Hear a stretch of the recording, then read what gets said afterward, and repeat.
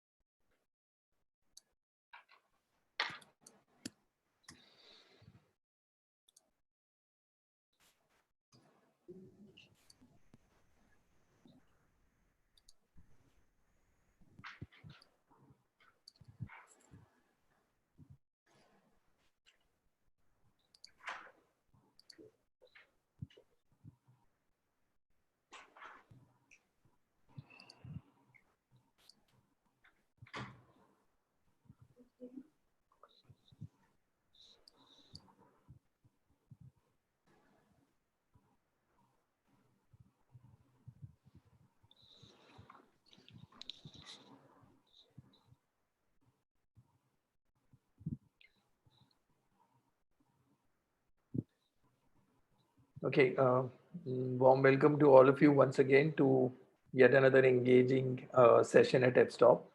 Thank you, everybody, to all our participants for registering in such large numbers yet again.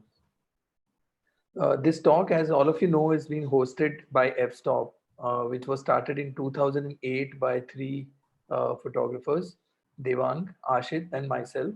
Our objective being of inspiring young photographers and filmmakers through interactions with senior artists and eminent photographers and filmmakers.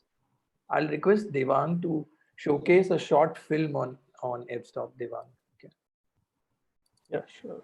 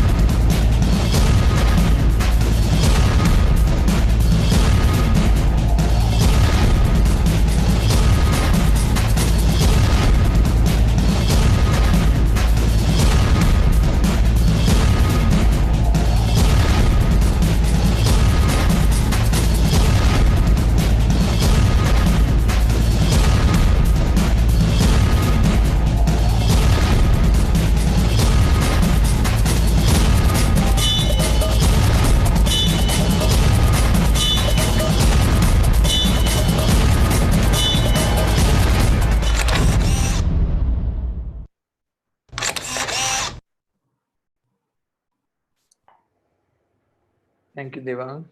Uh, I would also acknowledge the presence and thank all our panelists yet again today for being a part of the speakers panel and also coming over and over again to all the talks to make them even more inspiring and interesting.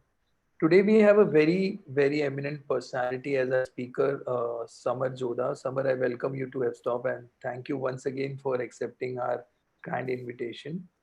I would also heartily thank Mr. Tigmanshu Dhulia, who is a very eminent director, writer, and an actor for agreeing to moderate the session for Summer.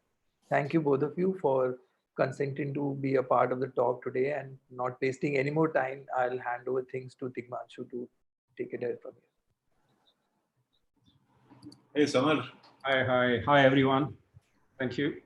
Hi, everyone. Hi, everyone. So, me and Samar, we know each other for a few years now. He came to Lucknow for a film shoot of mine. I think I was shooting Bullet Raja at that time. And I think it's 2011. I'm not a photographer, but yes, I'm as an artist from the same fraternity. I thank Zoom for inviting me to moderate this session with Samar. So, Samar, ये तुम्हारे नाम का मतलब क्या है यार summer? नाम का मतलब तो यार, my dad, he put that name And, coming from his own little, he wasn't a believer of all these, Pandit ne kya bola types. But, when he was doing his PhD, I was born, and Samar, it was, they said that sir se rakhiega. So Samar means ladai, war, whatever. And then when my dad was finishing his PhD, my brother was born. So his name is Vijay. So my dad's little logic was that before every victory, there has to be a war, basically. So that's where I'm coming from. But summer का एक बड़ा artistic एक Arabic meaning भी है. इसका मतलब है कि evening conversations. Yeah, that's right. So Arabic mein, it's actually, funnily, once I got some award from Doha Photo Club or something, and they had called me, and I landed up, and they thought that I was a girl, basically. Arabic name it is for women. So I landed up at the airport. There's one little Indian guy holding a plate which says Samar, or uske saath mein there's another guy in a dish dash, very big guy, local Qatari. And I'm like, me. So he's like, no, you go. He's waiting for some woman to arrive. Obviously, that didn't happen. A bearded man landed up. So yeah, most of people think that it's a woman's name, especially in the Arab world. So, Samar, I mean, the obvious question here. I mean, you know that you started doing advertising and you were shooting models, and then suddenly this major shift from just doing glamorous work to doing something which is driven by a cause. I mean, I know, everybody attains nirvana at some point of time, but the limited work I've seen of yours, I mean, this was kind of a big ideological shift. How did that happen?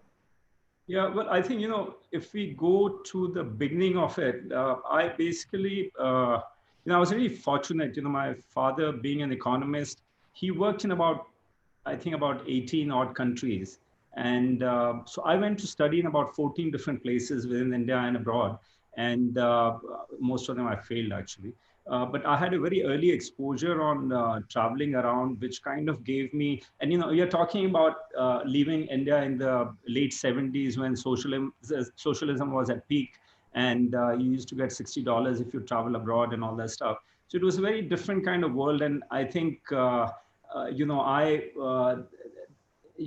think just seeing things, you see, I'll tell you one very big thing, which I always believe is that it doesn't matter which profession you are in, your skill or your ability of adaptability, I think we always say comes from traveling. And, every year, every 2 years, I was in a new school, new culture, new language. And you had to deal with, you had to deal with the boys, and boys are not really pleasant at that age.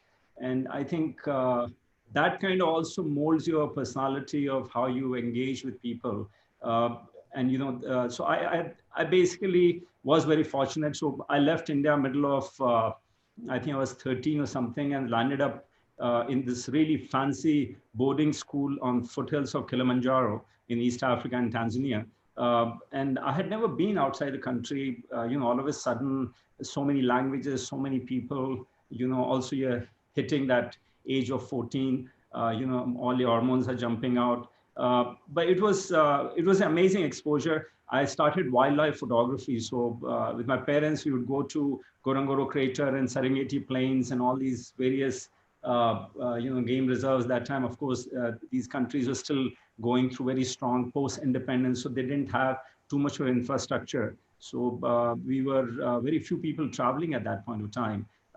And I think and that's where photography started. I got my first camera that time, and it was an Olympus OM10, which I still have.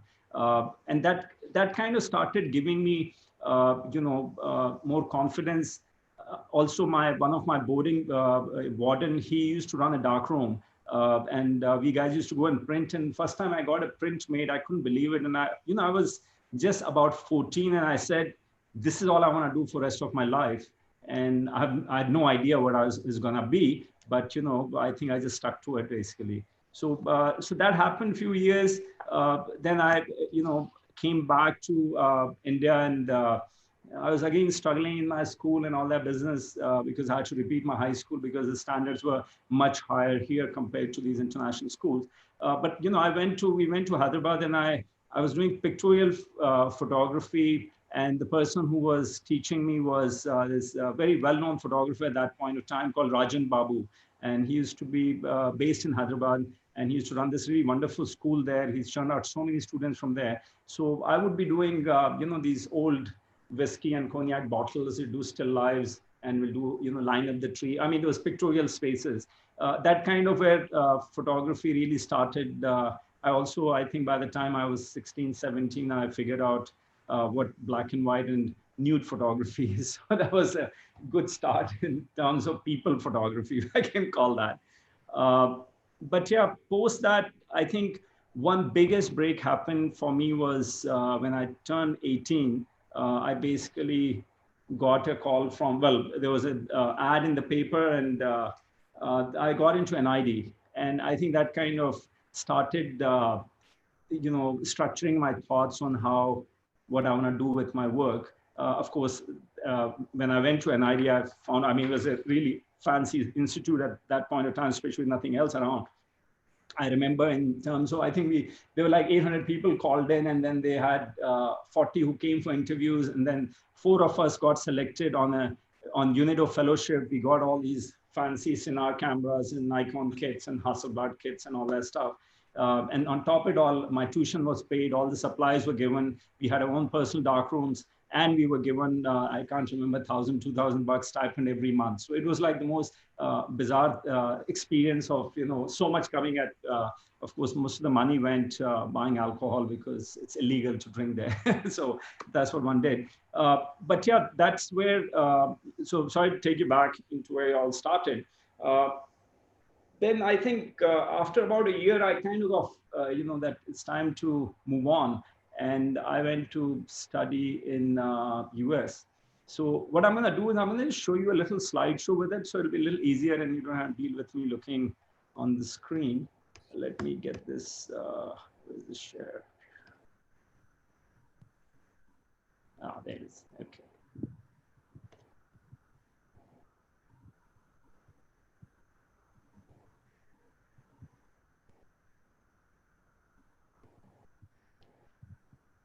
Oops, is it full screen or not? You just need to go in slides, start the slideshow. Yeah. So anyway, that's my dad. Unfortunately, he's no more. He left 2 months back. He's been the most, he's been very inspiring for me. That's my mother. She got engaged at 13. She got married at 15 and a half. And that's what she looks like now. And that's my dad. Used to do all these brownie photography, with my brother Vijay, who's a filmmaker. He does documentaries, and my mom in the middle, of course. That's my mom and me now. So this is going to Tanzania, going and staying. That's me in the corner on the left side.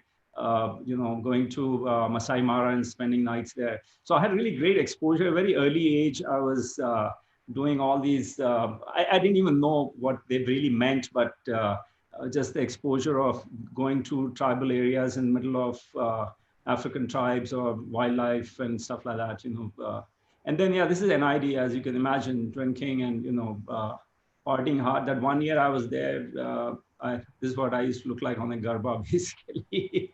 So I did have short hair one point in time. Yeah, so then I basically moved to America after this. And I went and studied in a bunch of more schools. And I finally thought, let's do the typical Indian thing. You arrive there, get your, green card and get your residency, and then finally get a place in the suburbia and get a wife and all that business. But what amazing thing happened was that after whatever schools, then I went to I went to Boston, I went to New School, I went to in Boston, I went to many different photo and art and design and film schools. I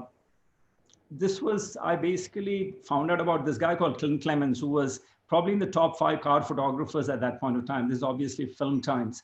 So I basically wanted to work for him because I just wanted to learn. And at that age, I wanted to shoot fast cars and, all that business. So I lined up at his studio, which typically is 6 months to clean his boat, because that's where he used to live in Boston Harbor. And then you get to, paint the backdrops, all that other stuff which you do as an assistant. So I spent some time with him, and I was like fourth assistant. I mean, he didn't even speak to me other than if he needed his laundry picked up or his girlfriend needed to be dropped off or something.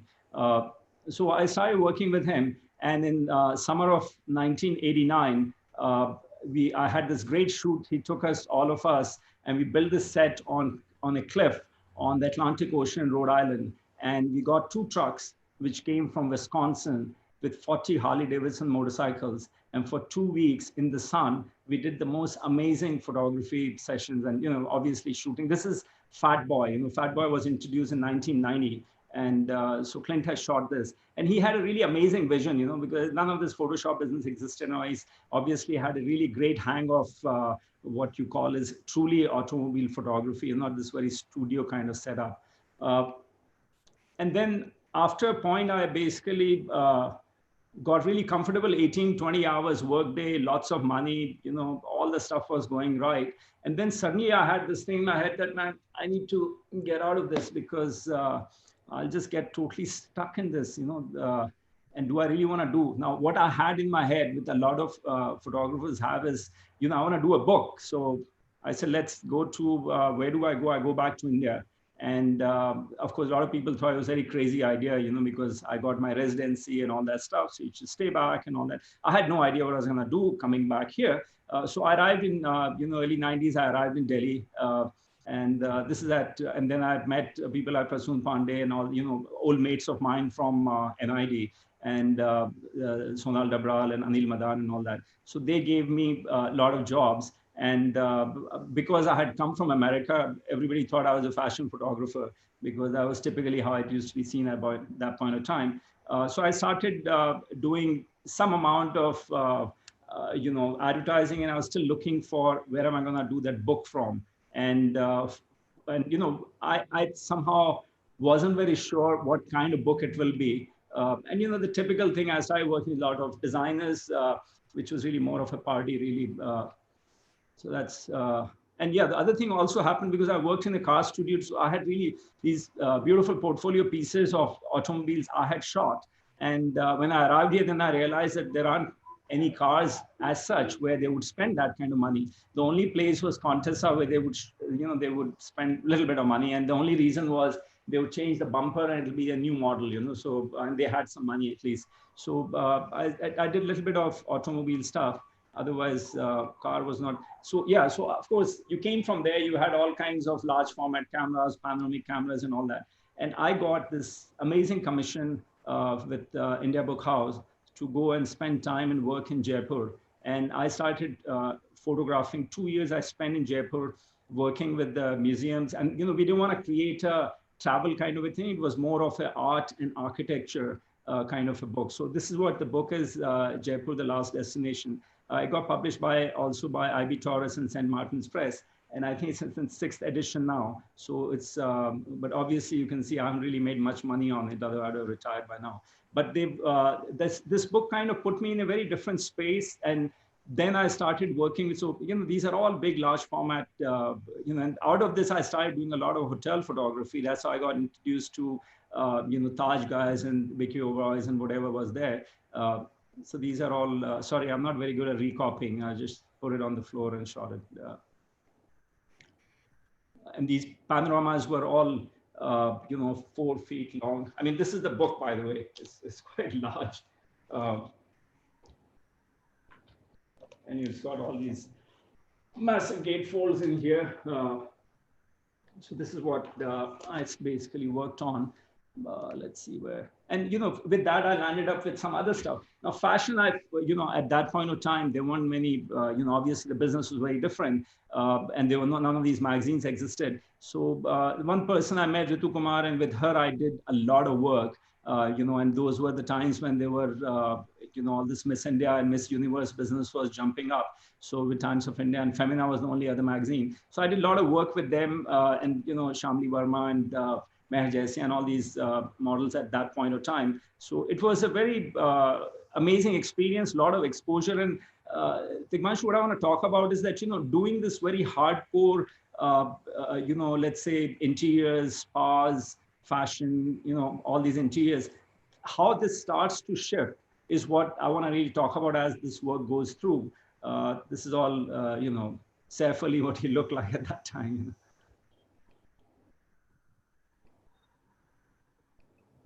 Sorry, this is really down. I did another book on Tiranga, which was Indian flag, where we got lots of photographers all over across the country to contribute pictures. This was a collaboration I did with my brother. Okay, so what I was talking about was that somehow I found that shooting glamour and all that stuff, I thought, why not go and find real people? So I basically went to Bharat Kapoor at First City magazine, which, earlier Dinesh was also talking about.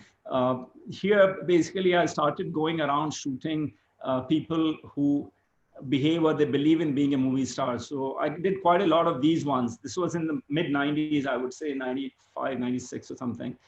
So I'm just going to show one each because there's no point in, it's not a case study really, which also brought me to this interior thing. Very styled interiors. I used to do a lot of work for Condé Nast out of UK and US because they hadn't come to India yet. So I used to do a lot of these exotic hotel palaces and all that business. So I realized after a point that, again, there's too much of arrangement and not my bag.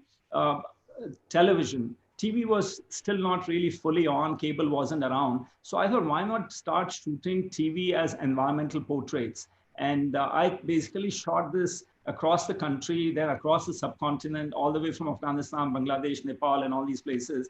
And these were all basically TV images in terms of where television is actually set up. It's nothing to do with what's on the box, obviously. And these were like what I would call these really, I mean, they're interiors and all that, but this is really, I would say, documentary or let's say interior or let's say street photography, where you're basically taking the environment of where people are. And these are, I had a show at the NGMA with, at the NCPA, I think about 20 years back with this. And these are really very, very large prints. And this is all very film oriented. So it's all shot on beautiful negative, color negative film. This is like, let's say this in Tihar jail, but TV was just such a center of it. It's about this whole importance of how everybody's, today it's become background noise because we got so much of television and everything else. But at that point of time, it was quite amazing that what kind of importance was given, including where it was placed. This was some tourist guide in Jaisalmer. And this thing did really well. Post this, I got a fellowship to go to France and spend a month there because France is extremely, I think it's the most diverse country in Western Europe. So I did a lot of work there also with it. And some of them turned into books. So I think I did about half a dozen books by now. This is a guy who owned, he was a coal depot owner. It's his, this is a farmer in, I think it was in the Bihar or east part of the country. There's the baby is swinging there, but TV is also running at the same time. This is in Northeast. It's in South India. I think it's in Sri Lanka. Sri Lanka probably, yeah. Sorry, the quality is not so great because I just took it, I just did screenshots basically. So, I started working a lot of this other stuff, which basically brought me was, how do you, and I must say, Bharat was brilliant. First City magazine, every month there was some story I would keep putting in there. And that kind of gradually started opening my head into, and because I was doing a lot of work with Gates Foundation, with local agencies, as well as Gates actually came in 2000. But before that, I was doing a lot of work for UNICEF and, a lot of these international agencies. So that brings me to what I started working on was this thing, which some of you know about. So this is called Ageless Mind and Spirit. And this is a project which I started working. It took me about 8 years. And this wasn't a book in plan. It wasn't an exhibition in plan. It was just that I was really interested in documenting the disappearing world of where the part of the world we come from, the old people. And old people not in this cliche stereotyping, but it was more about, I would say, productive aging. And so I'll show you some images which will give you some idea where we're coming from. So, people like Amin Sayani, he was a pioneer what he did. The stories he had about how they moved All India Radio, his Bina Geet Mala, whatever, to Sri Lanka because they didn't get permission, because radio was only supposed to play, agriculture and knowledge. Entertainment was looked down upon. I suppose even film industry at some point of time, people probably did that. This is Korean, obviously the father of white revolution. This is Captain Lakshmi, from the only women regiment during the independence struggle. This is about looking at, so it's not necessarily odd. They are only, known people or big names, but we're talking about, here we are highlighting migration, that how the entire village in this place, in this district we went to in Punjab, where there are no young people, they're all in Canada and England, and they're only old people there. So how migration also, when people move away, what happens that you may have all your creature comfort, but the loneliness, emotional space is a very critical part of it. Also, I want to talk about is on this specific project is that, it really spoke to me about, and I did was, this was a collaboration I did with my brother, who's a filmmaker. He was a researcher and writer on this. And these 400 odd people which we worked or photographed, they really represented issues in this country. See, old age actually represents three very critical parts. One is, it's all about security. So, you want a healthy life when you're old, so you're not dependent. The second thing is financially secure, because you don't want to depend again on anyone else. But the third one, which is actually most critical, is emotional security. And that is one thing which in a country like India is majorly shifting, because as people, we are urbanizing, and as we start shifting into cities and we leave our parents, grandparents. I was very fortunate that I would see my grandparents once every summer, but now it's just a luxury. So this entire process was really about working with these three, I would say, research base. And then it just got into, so let me, so, they are, this, I forget her name right now.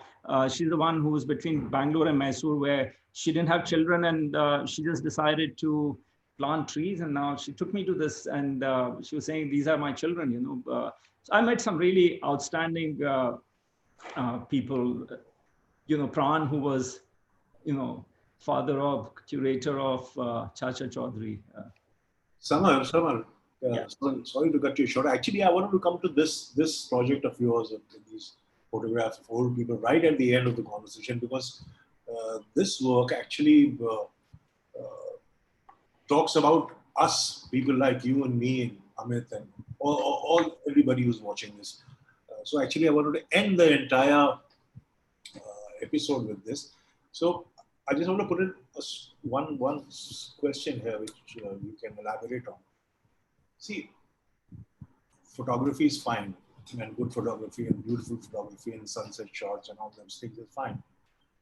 But the work, your work, which I'm familiar with, your Bhopal work and the work you did with the Northeast miners, where they had built their homes in the villages with scrap metal. Right. Yeah, so these two works, I mean, you gave this exhibition a different form.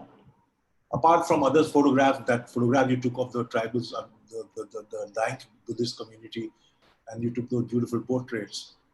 And these pictures of old people, these are photographs. But that Bhopal project and that scrap metal thing, you gave it a different dimension. You gave it a different form when you exhibited it. How do you decide? How do you decide to give your content a different form? What makes you, what is your thought process? Like when, as a filmmaker, when I decide on a subject, on a story, then I decide what kind of structure will I give the film? How will it be shot? What will be the images? Mm-hmm. How do you do it as a photographer? Right. So why Bhopal, that Bhopal exhibition inside a train? Why? Right. Yeah, see, personally, I'm not really a big fan of what I would call is disaster, imagery. Now, of course, you have to capture it because that's how world knows about it. But I ain't skilled, or I don't have the interest in that. Bhopal is a very good example where I felt that, let's create. I'm really interested in creating experience. It's not about just a picture. Problem with photography, I find, is unlike other art forms, is that after point, most of pictures don't. Why do pictures fade? because I personally feel pictures fail because they're very flat. There is good pictures are photographs where you can keep going back and keep reading things in there, which is what happens with, let's say, painting or a good photograph. And I personally felt that, how do I take an issue like Bhopal and how do we basically give the experience to people about it rather than just a flat image of, and I wasn't really going to go out and do documentary work around the community which was suffering. So I thought, let's create something where, part of the research, I'd done a small documentary for BBC before that. That's why I got to it. And I basically ended up going to, meeting more people, landed up the railway station, things like that, and found out that how trains were pulling in and people were obviously coming all, in total confusion, and so many people died in that. So I thought, why not just recreate the night of Bhopal? And that's the reason why this show is called Bhopal, a Silent Picture. And what we did was we basically, I think I have some pictures which I'm going to show, it'd be easier to. So these are all part of that ageless book. Oops, sorry, you've gone somewhere else. Let me just get out of this. Just bear with me, everyone.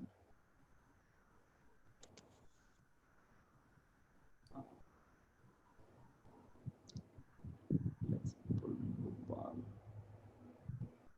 Yeah. Yeah, so here we are on the Bhopal front.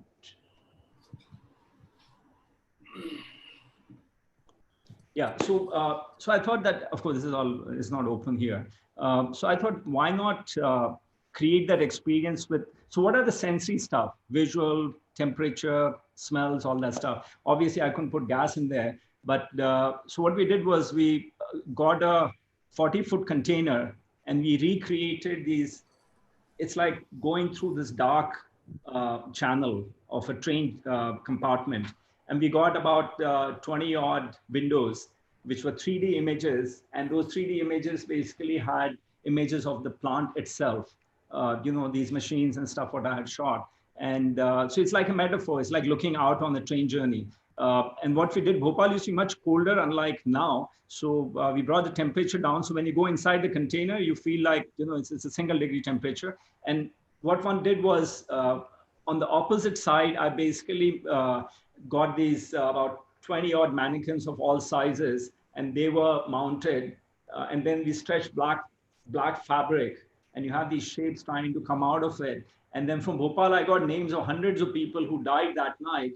Those are screen printed in white. So you have this very narrow experience. I'll show you a little film, I think, for the viewers probably who haven't seen this. So when you walk through this, you get this chill, and then you get this uneasiness. And there is a sound piece with it, which my brother actually made it for me, where somebody is struggling, trying to breathe. And this container basically traveled, so it was at India Art Fair, then it went to, Kala Ghoda, it went to Art Chennai and all that.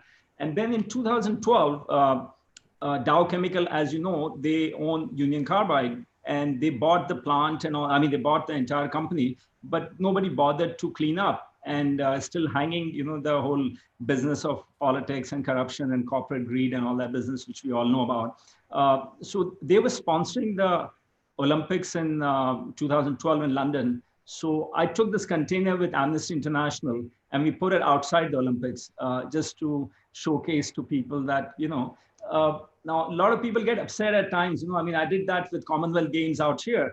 In 2010, I was photographing workers, all that corruption, all that business was there. And I had this complete show in place. The gallery backed out because they said, no, this is going to be difficult because people will get upset. I'm not in the PR game here. I work as an artist, as a creative person. I'm making a statement. We all love our country. We all love everything. But, you got to speak out. You got to talk about things which affect you. It can be anything. And I'm very fortunate that I have that skill or the thinking and exposure and amazing people around me who have always made me think differently, So that's where the Bhopal thing comes in. So why don't I just play a film, I think, before we go any further? Just bear with me, please.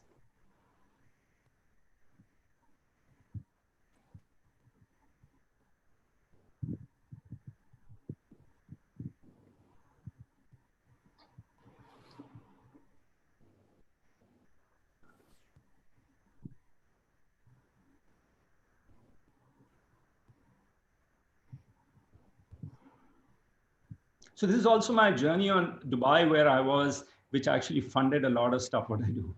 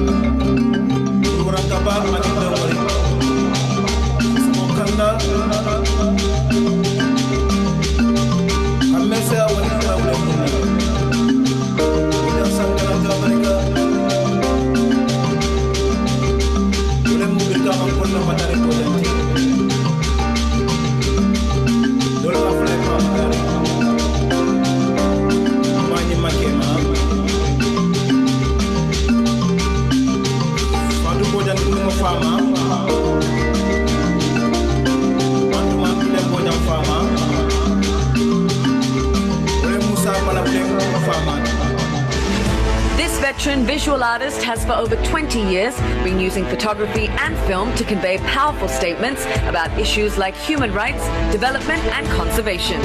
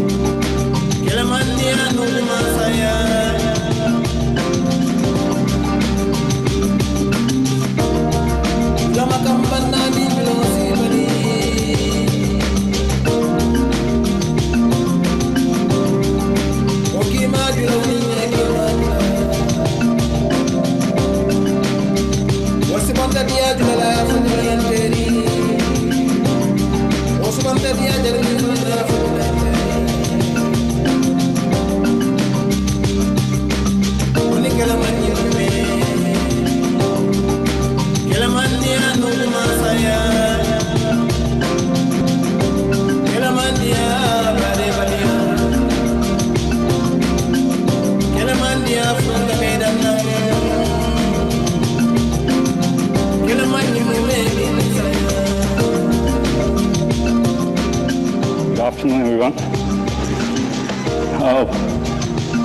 Well, you really wonder what is sustainability and capacity building to do with an artist.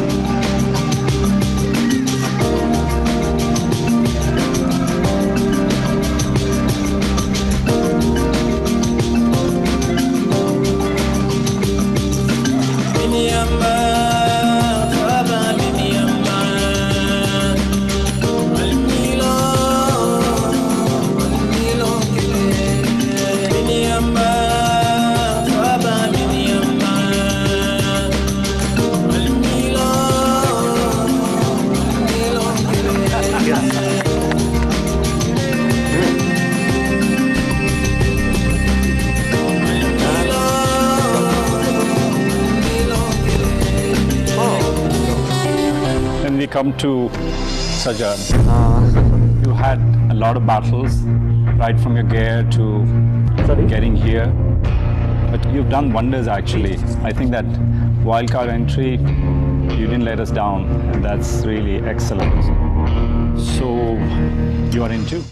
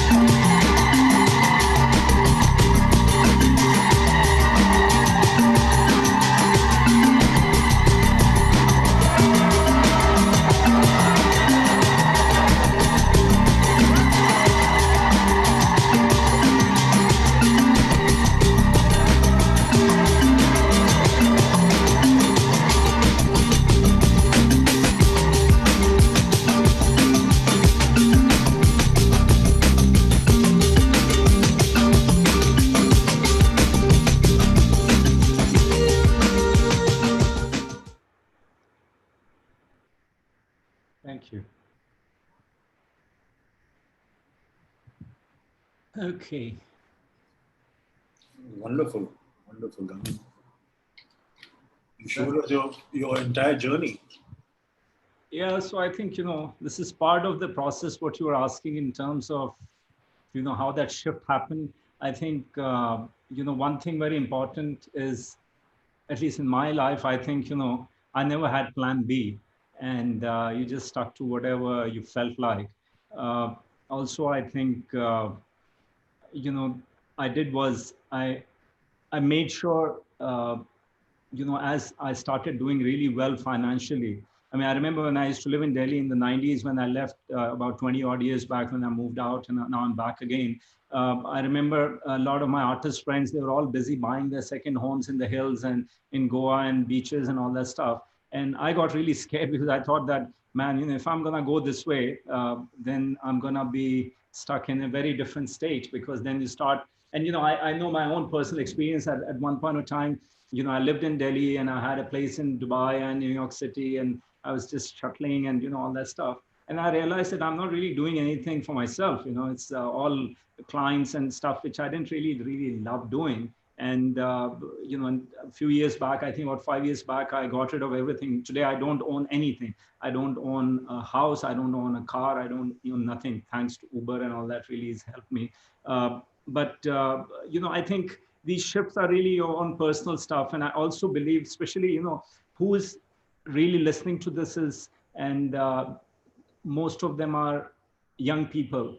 And I want to talk to them more than anyone else, is that it's very easy to see something where I'm sitting today and so many of these, you know, really amazing photographer colleagues and buddies of mine on this stage and otherwise, you know, it's your journey, right? Finally.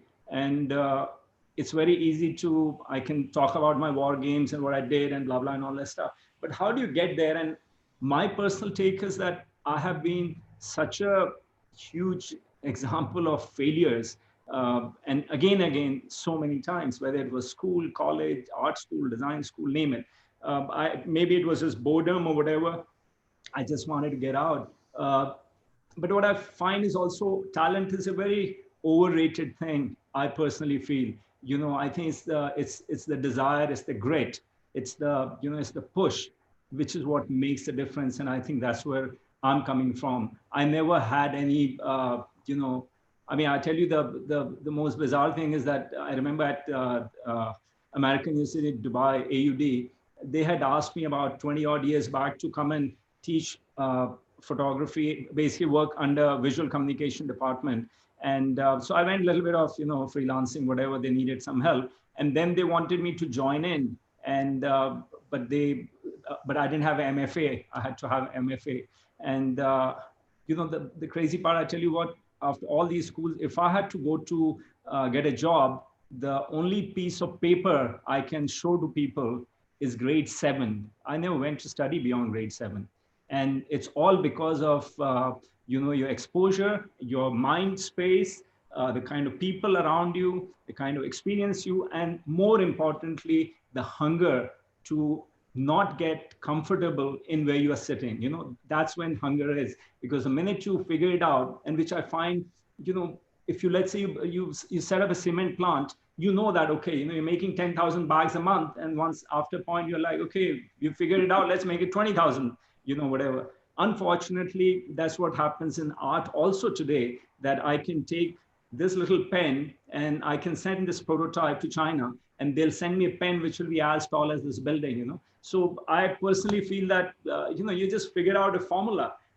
You know, I look at somebody like, he's no more, like Satish Gujral is a very good example. You know, he was such a brilliant artist, and then he realized after a point that, you know, art to main karta hai right now, let me do something else. He took his creativity, he became an architect. You know, that is where the real thing is, because otherwise you are just playing that same field, you know, again and again. And I think for me personally, it was just that I was, you know, I can't have too much of attention span once, you know, the process is figured out.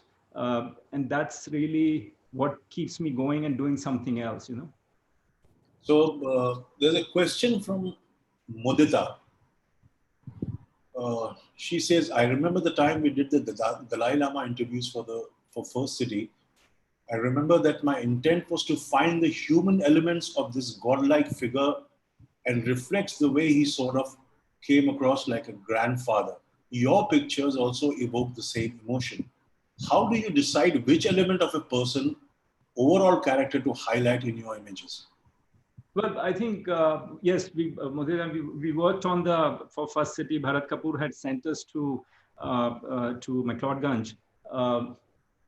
in his case was the most amazing thing happened. We had 15 minutes to photograph and interview for next 10 minutes or whatever. Then he was going for a walk. And for some reason, it started to rain, and it rained for about an hour or so. And he just hung around. We just kept talking. Then he told me, why don't you come for a walk with me?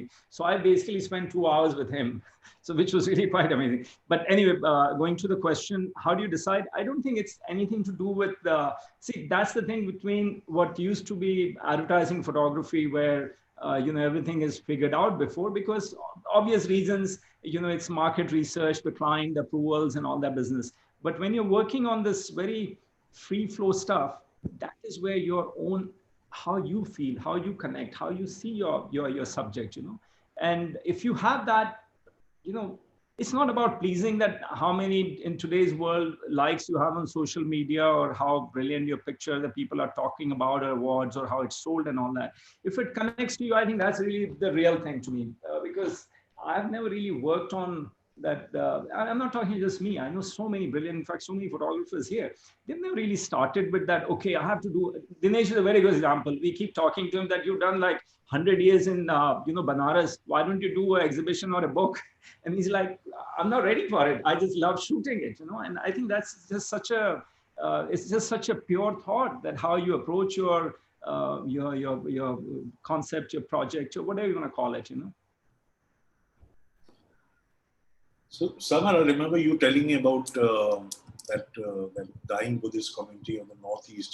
When you shot those portraits, I remember you telling me about that these villagers, when you were shooting them, they never blinked.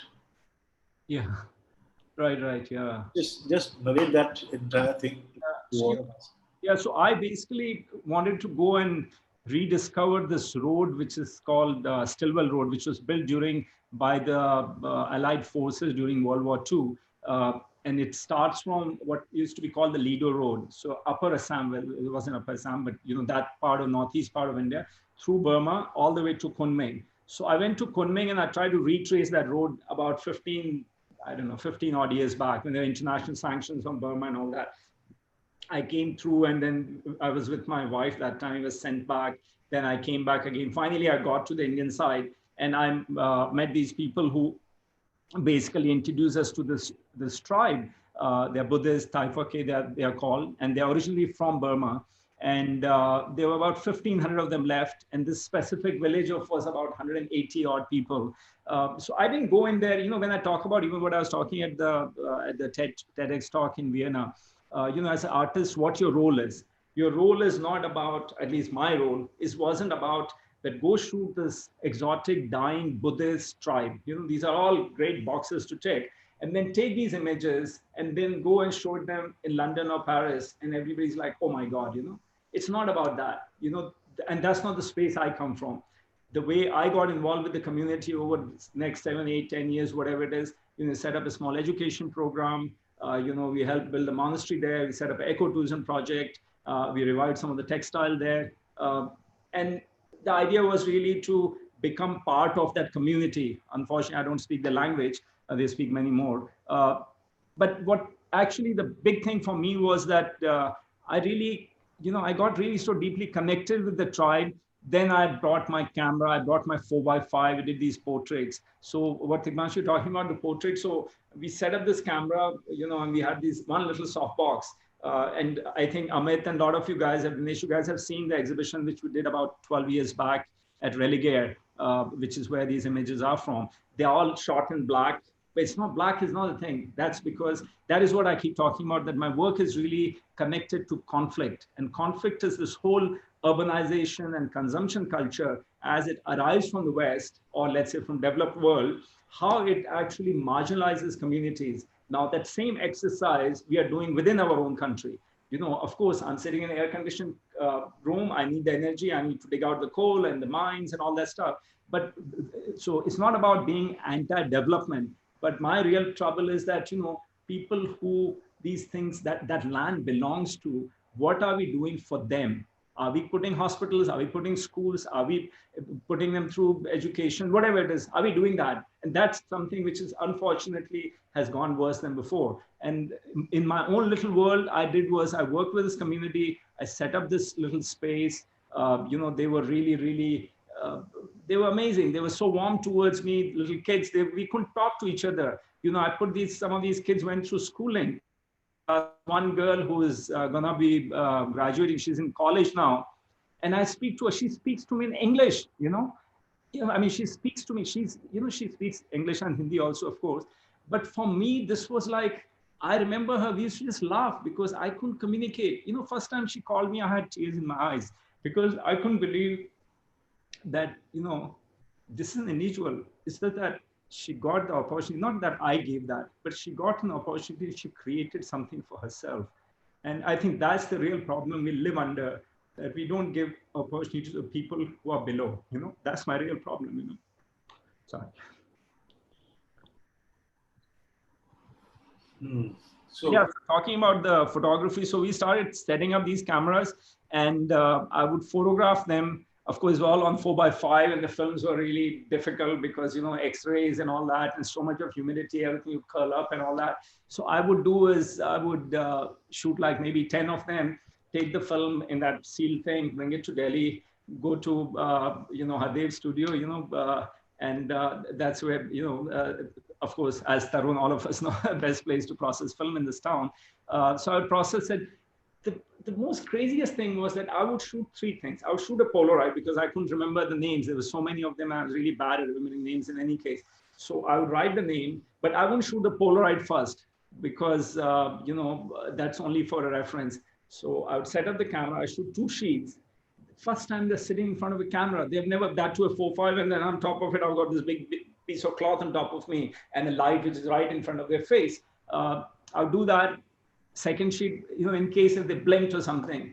And I would process my first sheet. You won't believe it. I think 148 portraits I did, whole village. Nobody blinked. Everybody's eyes are just, and they weren't like hot. I get little, if flash fires on my face. So we photographed the whole thing. The reason, I was talking about earlier, why is it shot in black? That entire space, going back to that same experience. When we set up the show, I had a couple of friends from Amar and, a bunch of them from NID who helped me set up my exhibition when we had it here first time in Delhi. It's in this darkness. It is not an effect of, black and white shot in black.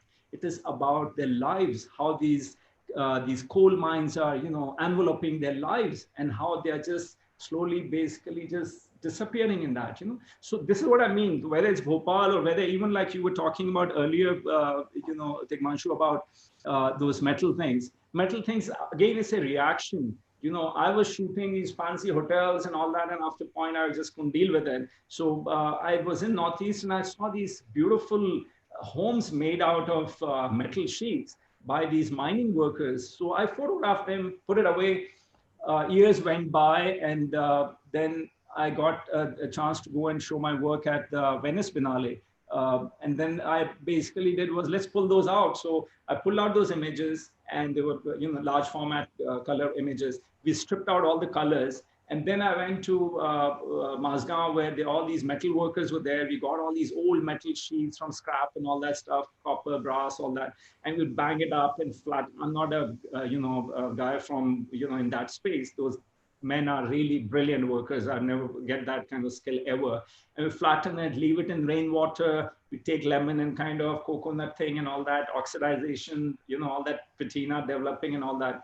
And then we took these images, we stripped the color. This metal had this beautiful natural reaction, and then we digitally printed it. So what happens is those images, they don't look your conventional photo print on metal or a t-shirt, but it has its own. So the reason that this whole outpost for this work is all about, you might have seen in the video, there are a couple of these spines hanging, from the ceiling. So that was also a metaphor about communities who work in mines. They are basically, their destinies, they're just hung by their neck. They dig there, they live there, they produce there, they die there. We have no idea. They're faceless, nameless, name it, whatever that is. So this was really, so at the Venice Biennale, I had this, they gave me 1,000 square foot, 5,000 square foot space in this 1,000-year-old building. And we basically just created these spines. It's almost like human bodies hanging from there, and that's what I really love when I talk about, picture making can go into many different directions. It doesn't need to be very obvious. You can create many more, because whoever comes into that space, they want to, we had this show here in Delhi also. We created this big basement. We filled it up with burned engine oil. I want the audience to feel uneasy. They're not going to go to those mines ever. I'm sure some of us have been on these shoots to these mining places. You can't stand in front of the face of that mine because it's got so much of hot air and coal coming out of there or whatever. But I just want people to feel whatever that is, uneasiness, whatever that is. And, as I said, I'm not here to do feel good about, because I think human body or mind has so many different things. Why not wake up some other areas? Otherwise we're just numb.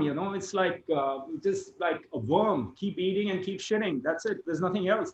And I think that numbness is what kills everything, including creativity, and I think it's so important. And I don't mean that you have to go and jump into some kind of a slum and go live there. I don't mean that at all. I don't live that life.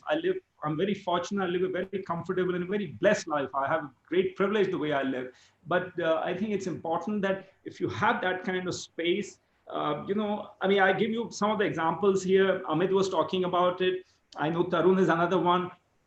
They do, and so many of us, let's go and educate kids. Let's go, because we have the ability, we have the money, and let's go make the difference. And I think that is such a brilliant thing. I find, unfortunately, not many people do it. And that is, I just hope and I just wish people just step a little bit out there, because that one little thing can make such a huge difference. And it's not about money. I always say it's nothing you write checks. If you can go and hang out in the park and go play cricket with those kids, man, after the game, they just want to hear you. They are just like, so, because nobody talks to them, So, there are many, many different ways of doing it. So, sorry, I've gone in a very different direction, but you get the drift. So there's another question. Everybody wants to explore your personality, which is a combination, I think, of glamour and grit. So there's another question by Devansh, from Devansh Javeri. It seems from your journey that you straddled between two very different worlds. One more with the well-connected capitalist clients, friends in good places, and the second world being the world of an activist who wants to create a change. Did the two worlds clash with each other and also feed off each other? Yeah, that's a good question. It did clash, It clashed at a point where I used to think it's all about yin yang, it's about balancing and all that. But I came to a point, I would say about 8-10 years back, when the shift really happened. Because see, the problem I find is, world is full of hypocrisy, and I'm another example of it. I may talk about, labor being exploited in China, and I'm holding an iPhone, So there are a lot of these issues. But how much shift you can do personally is really, really important. I think if you can create less amount of carbon footprint. I travel so much, I travel a lot now. Well, not right now, but I used to travel a lot 2 years back. I was still out there on the road nonstop. What am I doing in terms of whatever it is? Am I going there to go and have another beautiful meal in Paris or blah, blah, whatever it is? Or am I taking this where I'm working with this community or education, whatever it is, it doesn't matter. So I think I would say about 7-8 years back, that shift happened. And after that, I've stopped doing commercial photography, commercial work. I'm very fortunate that, like what I did with Venice at the Biennale, I got a lot of commissioning out of that. And there are certain folks who collect my work. And I'm very privileged and very blessed that I don't have, a family and children and wives and all that stuff, that I have to work so much more for that. I think also, and I may be totally wrong here, but I personally feel that, when you have children, there is a huge shift happens in your head. I work with so many kids. I work with thousands of kids across the world. There's a huge shift happens because it's human nature. You want to provide, so, and then people tell me, there's so many friends of mine, they keep saying, oh, you do such great work. I wish we could do. So I'm like, you're taking care of your kids. You're educating them. You're giving the right values. They're going to go and make that, that change out there in the world. That's the biggest service you can do. It's not about just writing checks to some unknown child out there, what are you doing personally in giving these children, your own children for that matter, what value system, what impact you're going to make down the road to the world out there. That's the service. That's really the service. Good. So one thing I was, as I was saying, technique, the digital age, everybody keeps talking about film and digital came and killed the film and killed reality, killed those beautiful tones. What do you have to say about it? I mean, do you love working on the digital format? Yeah, I mean, I do a lot of, funnily, I don't know if it's going to show up on the screen here, but just to give you an idea. So I have an iPhone here. There've been 10 of these so far in the last 10, 12 years. I don't know if you can see, you can see the number of images. There are over 100,000 images on this phone of mine. So for 10 years, 12 years, I've been shooting on the phone. So for me, I don't think it ever really mattered what you shoot on. People get so caught up in all this. I mean, a lot of this mentoring work I do with young photographers, I always tell them, don't get caught up in your gear because, one is going to get outdated the second minute you walk out of that store. And more critically, photography has finally taken this democratic art form. People used to say, oh, photography is ultimate, democracy or whatever in art form and all that stuff. I don't think so. I think earlier you had to be either a rich guy or used to be a amateur or a professional photographer. That's the only reason you went to a camera. Today, it's not. Everybody is one. So it's great. There's a standard of people literate about photography. I don't mean good or bad photography, but people knowing about it has really increased in a very, very massive way. It has also created a lot of digital noise, there's no doubt about that. So I tell a lot of young photographers is that it's good, there's a lot of noise. So the thing is that if you have the right kind of noise, there's always people will look at your work. People come to me and they ask me, oh, which school should I go apply? Where should I study? I'm like, stop going to photo school, man. Go to philosophy, go work with a painter, assist somebody, save your money, unless you have so much of it, you don't know what to do with it. So I think it's really critical that your creativity needs to flow from other channels. We go and sit in our tent, that, oh, I'm a sculptor, I'm going to be only doing this, or I'm this thing, and I'm going to, I think it needs to go in a much more, and especially professions which are not team player. When you work, let's say you work in a business of film, you've got 100, 200, hundreds of people coming from all specialized spaces.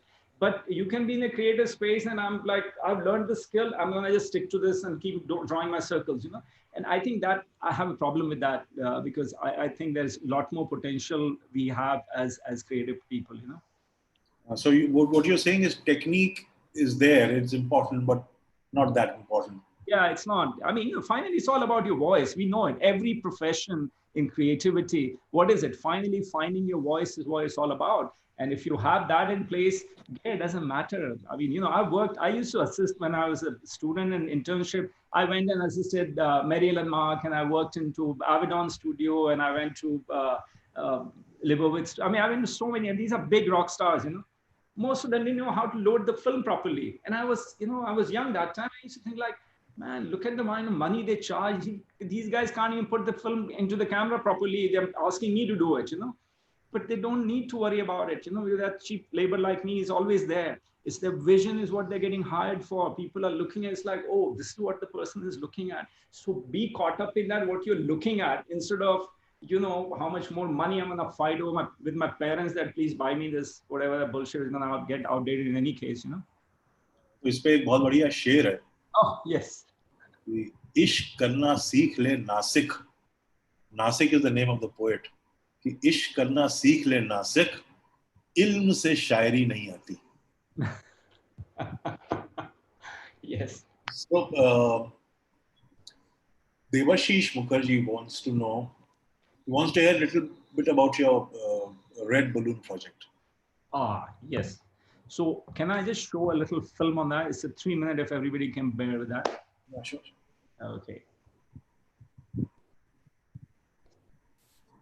So Red Balloon, basically the way it started was I was, what I was talking about, I've been doing these photography workshops across the world where, in Afghanistan, I was working, I spent many years there working on education projects, working in East Africa because albino kids were being killed, worked in Delhi with a community, which is Bangladeshi Iraq Pickers colony. So the model of this is, as you saw in the film, is pretty simple. Earlier, so I have 50 cameras. Earlier, they were non-digital. Thankfully, now it's much easier. And now, of course, everybody knows photography. So, everybody's got a camera or whatever. So I think about 3-4 years back, I thought, let's take this into a different space. Why not work with something which can go beyond just making pictures? And that is how Red Balloon really started. So I'll show you this little film, which will give you an idea where I was coming from, and I can talk about as what you were just asking. So bear with me.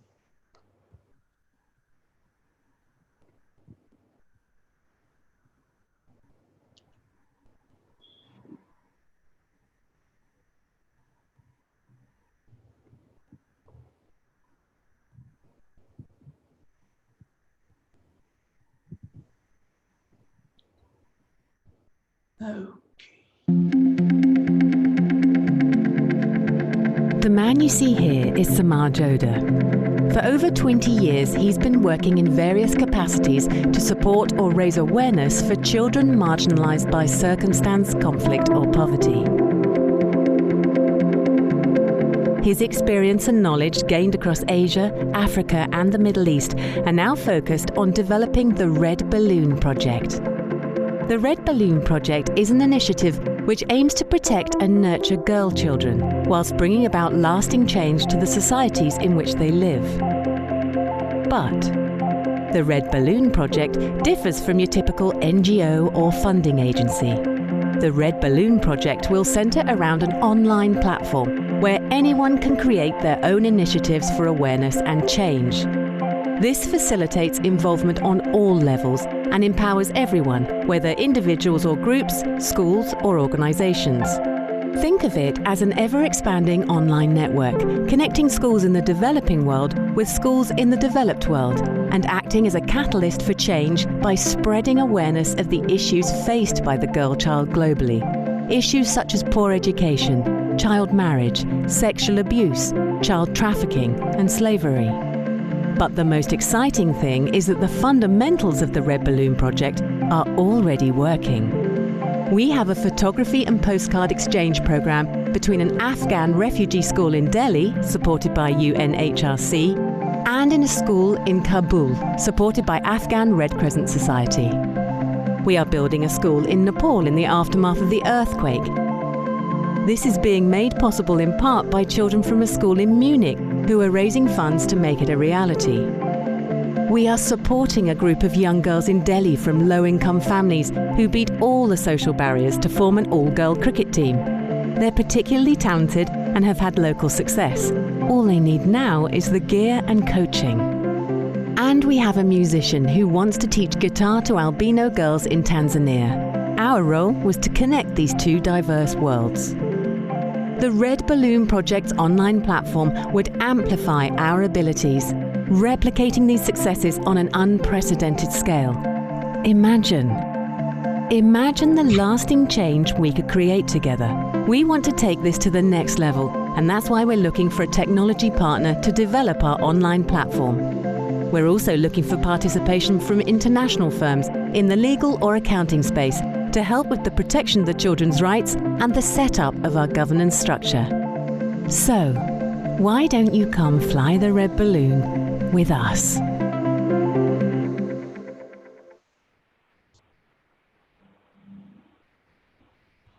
Okay. Can you all hear me? Yeah, we can. Yeah. Right. So, this is where it started. And, what I realized after a point was that photography is not going to be really, the tool if I can really impact, where it needs to go beyond just empowerment or, feel good. I used to do these workshops. I tell you, originally the idea was that when I was a kid and as I grew up, and when you grow up, you keep, what's the best thing about as a child, your memories, right? So you think about first time you went to the beach, first time you had ice cream. Sometimes now you talk to these communities, you meet these kids.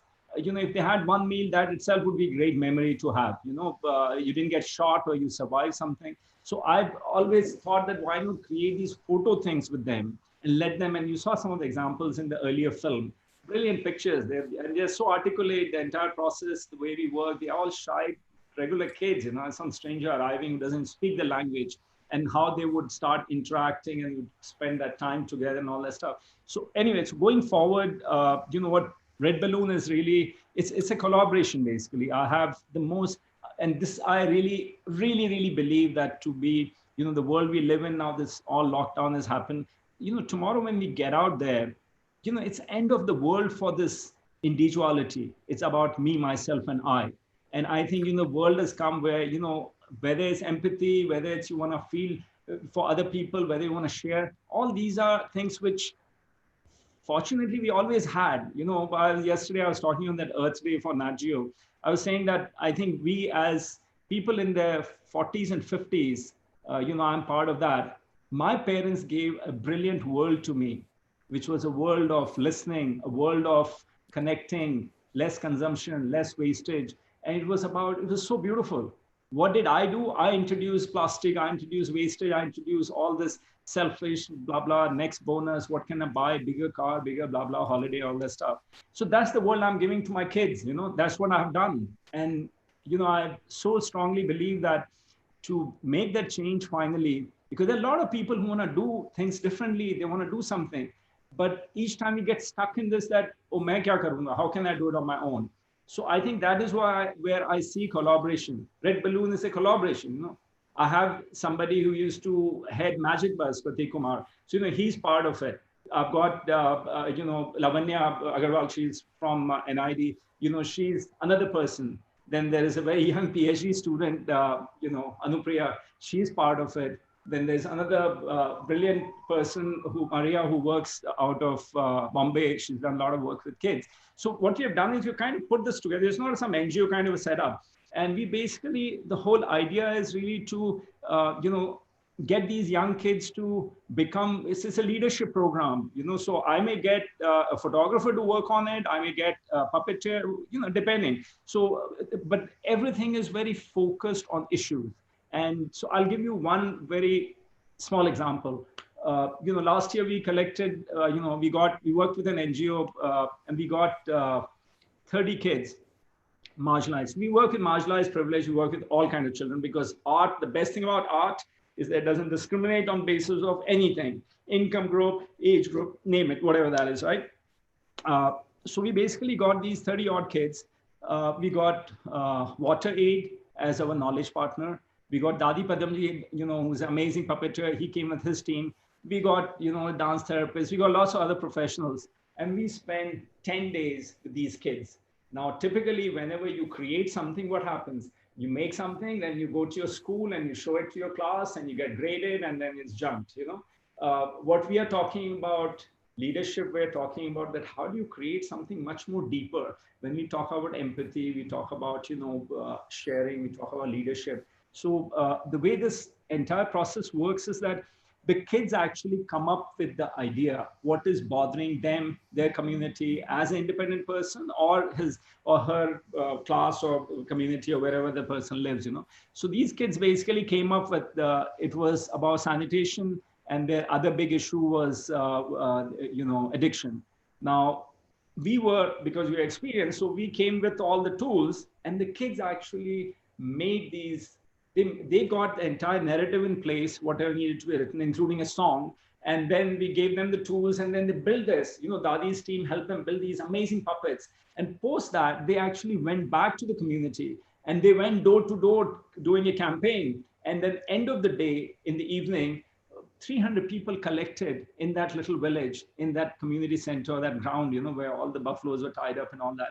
And they got on stage and they spoke about issues which their community is facing. Now, this girl, no names here, and I'm not really sure all the way, but, she's talking about, that how alcohol is destroying, their community. You would imagine that kid is probably going through, some kind of watching abuse, maybe the parents are not, or the father or whatever it is. Now just imagine that you get this platform because it's creative space, because you can go and you can advocate, you can talk about it out there, So I personally feel that, so bringing that back to the collaboration, creative businesses, and I myself have suffered and I still suffer, is the DNA of creative people is insecurity, because that is what makes us creative. We are not doing math where there's one predictable answer. Millions of ways to get to these things. So I think what happens is, in the beginning, you want to just do it for yourself.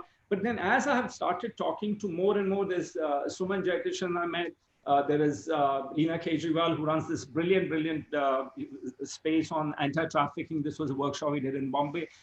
People are ready to collaborate, and they come up. So we create all the platform around it. We have kids from all kinds. We did something on, mental health with Ashoka, and we had 9 students from there, and it was a residency program. And then we did something during India Art Fair. So the thing is that there are enough people who want to work on it, but they just don't know where to go and plug themselves in. And that is how where Red Balloon really comes in, where we will do the, somebody like Lavanya who works, on the programming part of it, so, and that is what Red Balloon is all about. So that film is where it started, but now it's become more of a collaboration.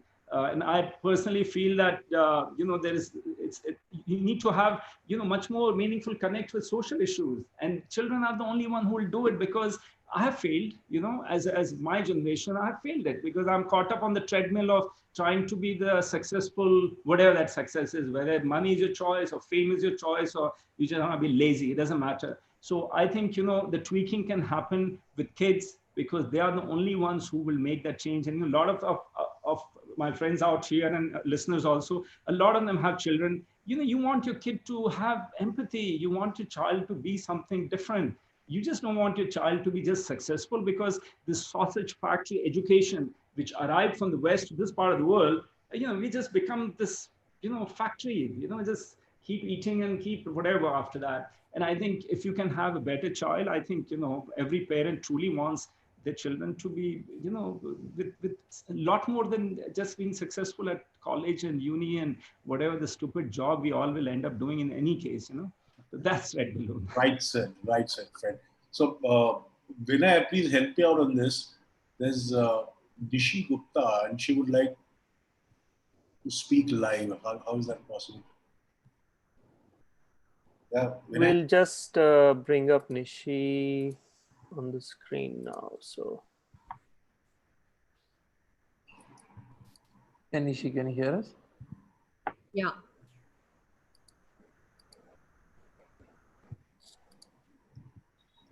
Yeah, you can ask your question. We can see you now. Yeah. Hi, everyone. Hi, Samar. Hi.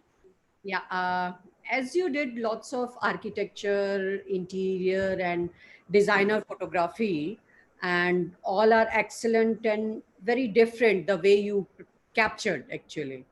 Then what's the turning point from there to that switch, the Red Balloon, working on awareness and critical issues with kids?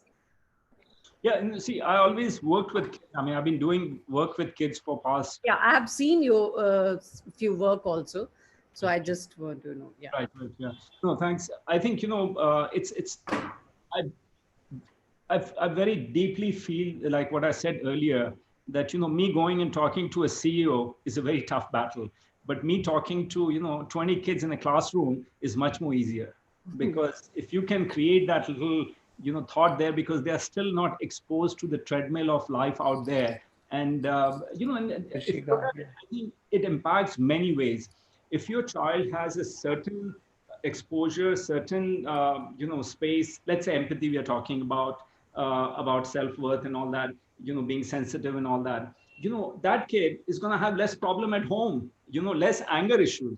Tomorrow he's not going to be fighting the siblings or parents or his classmates, or when you go to work, when you grow up and then all of a sudden you say like, oh, why did I have a divorce, or whatever. I think it's coming from a lot to do with the exposure at an early age. I don't come from that professional space. I come from a very purely a creative space. This is my little logic to it.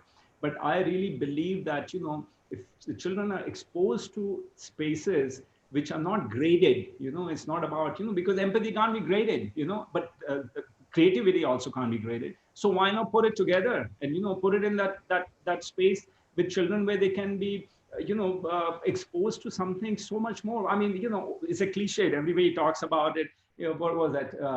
Picasso, whoever said that, everybody's an artist when you're born, and then you forget. And then as you grow up, you go to school, they put one injection of chemistry, another one of math, another one of architecture, whatever that is, and then you just get on the treadmill. So I think for me personally, children are a lot more about that they are probably the only ones who will tweak this world, because the rest of us have, I think, failed them, So let me just elaborate on this. Like we say, the best actors are either animals, children, or old people. Because animals and children are not conditioned, and old people have lived beyond all kinds of conditioning. So when you're very conditioned, you become very boring. And we cannot escape conditioning in the society, kind of society we live in. So it's better to condition your children the right way. Right? Right, yeah. And there's another question from Saksham Parashar. And he's asking, how do we define photography as an artist to an amateur? How do you define a frame? Oh man, that's a tough question. I have no idea what that answer should be. But no, it depends. I think it depends on what your audience is, where you're pitching this, who's gonna be buying into it. So and don't get caught up into what is amateur, what is professional, what is just because you make a living out of something you become a professional. I know really some terrible professionals, and you really wonder that how do they actually manage to get this kind of money. They're more than professional salesmen, they are, and then you find a lot of amateur people with some really brilliant work, and then it's like, oh, I wish this guy was successful. So going back to what I said, that don't get caught up in other people judging you, because I think creativity, and I do understand you got to pay your bills, you need to have a something what I call is screw you money, because if anybody's pushing you around, you just like, I've had screw you money which I made at one point in time, so I don't suffer fools after, but I think that's a lot to do with age and time. But I won't really worry about defining what amateur or professional would be. So there's another question from Shireen Mumbai. Samar, you mentioned that you feel photographs are about the experience and not the intent, the connection. Would you use a digital medium to share that experience with others who cannot physically access it? I don't understand the question. No, I didn't get that. I'm sorry. Can you? That you feel photographs are about the experience and not the intent. Would you use a digital medium to share the experience with others who cannot physically access? I don't know, maybe about kind of... Okay, we've unmuted Shireen. Shireen, would you like to add to that? Shireen, can you hear us? Hi, I'm Mudita's daughter.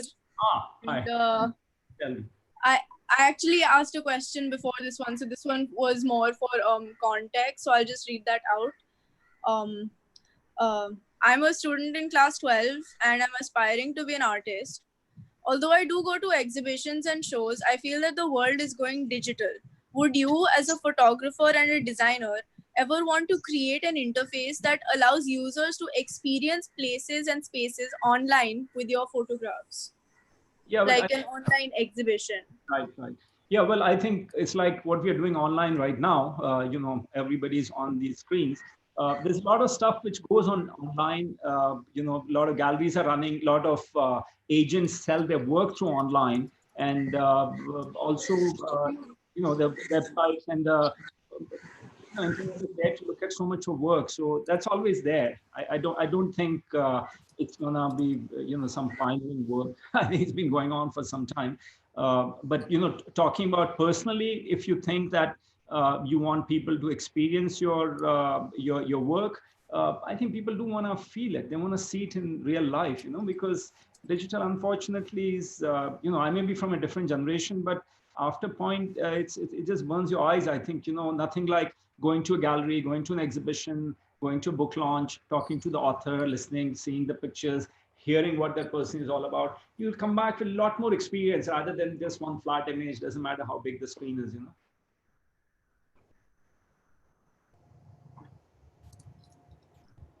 Samar, Yes.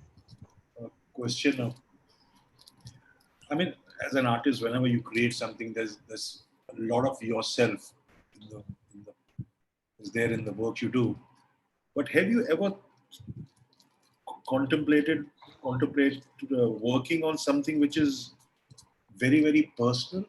I mean, the kind of life you've lived, kind of relationship you've been into, a very personal kind of work?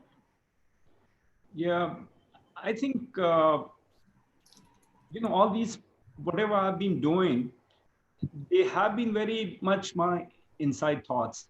I think if I was stuck in client-based, client need, money need, there's nothing wrong in any of that. I think that would be, that would have been very different. I think most of my work, especially in the last 20 odd years, it's really, these are all very personal driven projects. You know, I went to Venice Biennale and last minute I had you know, the sponsor to the entire project actually, you know, whatever reason was, they pulled out. And the thing is that we had already given them X amount of money and this is really massive, massive exhibition. And I was like, what do I do? You know, I didn't have the money, but I had the space, I had everything in place, catalog, all that stuff. So that personal call is this. I basically sold my apartment, which a lot of my friends thought I was really stupid about it. But I said, you know, I don't want to be 70, 80 or whatever it is. And I'd say that, oh, you know, I had this great possibility of showing my work at the right space. And I didn't do it because I didn't have the money, you know, which is the most stupidest thing you can say, you know. My mother thought I was really stupid, of course, because she thought, how can you sell your own place? But, you know, so what I mean by personal is that I live that life in a complete form. You know, if I'm doing something, whether it's people I interact with, whether the work I do, the kind of people who impact my life, you know, the way I think, whatever it is, it's all very, very personal. You know, these are all, you know, including so many of you here, you know, you are all very personal. You know, I look at, because each of you come from such diverse and totally opposite world within this creative space. But, you know, it's just such a brilliant connect. And I very strongly feel that I learn from them. And I feel like, you know, there's so much growth I've had. You know, I don't even practice all this stuff. But it's like, you know, so that is what personal is. I think, you know, everything collective. And I'm such a collective guy. I love people. I love, you know, I just love the idea of, it's like a sponge. And I think it's coming from, you know, your very first question, what you asked me when we started this program is about, you know, that shift. How did, you know, and what I was talking about that, you know, I have so many failures and I've always believed that I can learn so much from people around me. And I think that's, I tell that to a lot of young people. I always say that, you know, don't hang out with people who are going to be likes and who are going to say, oh, you are so brilliant and all that. That's bullshit. You will never grow. You know, you want to tell stories. The reason you tell stories is because you've been to uncertain spaces. You've been to places where otherwise you wouldn't have gone. And, you know, you've taken that chance. I don't mean go get shot in Detroit or, you know, get robbed somewhere. But I'm just saying that you've taken that chance to go and explore things where you feel that, you know, that's what growth is. And I think that growth is all personal then finally, right? See, as individuals, we reach a crossroad after every 15, 20 years of our life. I mean, you're born until you reach class 10. I think that's one crossroad. And then you grow old, you get a job, that's another. Then you get married, you have kids, that's another. And then these are different. Which part of your life has affected you most as an artist? I think a lot of money and success at a very early age. I remember that example of Tarun talking about it, that, you know, how he was so young and all of a sudden he was on page 3 and he was, you know, you're teacher of the month, man, you know. And I think for me, when I was very much early. I think I started feeling uncomfortable when I was a student in Boston, working in the studio in Boston with Clint Clements. He was a big deal for me, top-notch photographer, great grandson of Mark Twain. I think, it was great exposure for me, and it was comfortable. And I think comfort kind of has always thrown me out of there. And I think when money comes with it, it's a human nature where that numbness sets in. And I think early years of advertising, I wasn't gonna, set the world on fire, after I was just, shooting some stupid product is gonna be forgotten the next day in any case. I think that kind of made huge shift in my life, that if I start locking myself into these obvious boxes, so I would say, in my mid-20s, I think it started moving at a very early age. I think, yeah. So they say that you keep going as an artist till you keep experiencing life. And once you stop experiencing life, I mean, all your memories, your experience, they become dated, and it starts reflecting in your work. So experiencing life all the time, does that keep you going? I mean, do you believe in that? Yeah, I think so. Yeah, I think a lot of us believe in is that experience. I think it goes for everybody, all artists, not just for everyone. Yeah, right. I think all creative people, even non-creative, I think it's all there. But I think we just get locked into situations where we are not prepared to experience it. It's like, I give you best example. People work really hard and then they say, okay, I'm going to get 2 weeks off and I'm taking a vacation to Kerala or wherever you're going in the world, and you're gone for that. The thing is that also becomes, it's not experience. You're just going because you're so tired of waking up every morning, and then you come back and you're back to it, and you don't remember any of it other than maybe hangovers and whatever else you might have shopped, or some movie or theater you've gone to see. I think what we do is we kind of, because human experiences all the time. Right now, we are not stepping out in the world, but even sitting within oneself, it's just such an amazing experience that you are, decoding your stuff. And it doesn't mean that it has to be mission. A lot of people say, oh, now you can, do more workout and discipline your food and all that. Screw it, man. Whatever you want to do, your own experience. I think I'll believe in that. I'm not going to stop eating or drinking. Can I say something, please? Samar, can I? Yes. Please, Dharan. Hi, Samar. Okay, so, what a brilliant presentation. But, because I know you from 1990s, when you came back from US and you used to come to Hardev Singh's studio. And I can say that I was one of the privileged ones who was working on your films, processing your films, along with Chote Lalji, who used to process your films. And I learned my processing there. And I used to see your results before you could see them. So that was one fantastic experience for me. But I've seen you changing, and I've told you so many times, you're such an inspiration for my life. You've shown me knowingly, unknowingly, sometimes you bashed me badly about making money and, how to get some direction. And so beautifully you've directed my life. I don't know whether you even know about that how nicely you've given a little direction to me. Many times we've sat together and spoken about life and your projects you've been doing. All I can say is you've touched so beautifully everyone today. This is so amazing experience for me. Again, I've lived through since 1990. I've known you for so long, and I've lived through this for so long. But now everything as a package becomes so powerful. Hats off to you, man. Hats off to you. Thank you so much, man. Really appreciate that. Yeah, it's been a long association, no doubt about it. You also saw probably some really lousy pictures. You're like, "Ye kya shoot kar raha hai?" Yeah. Hi, Samar. Hi.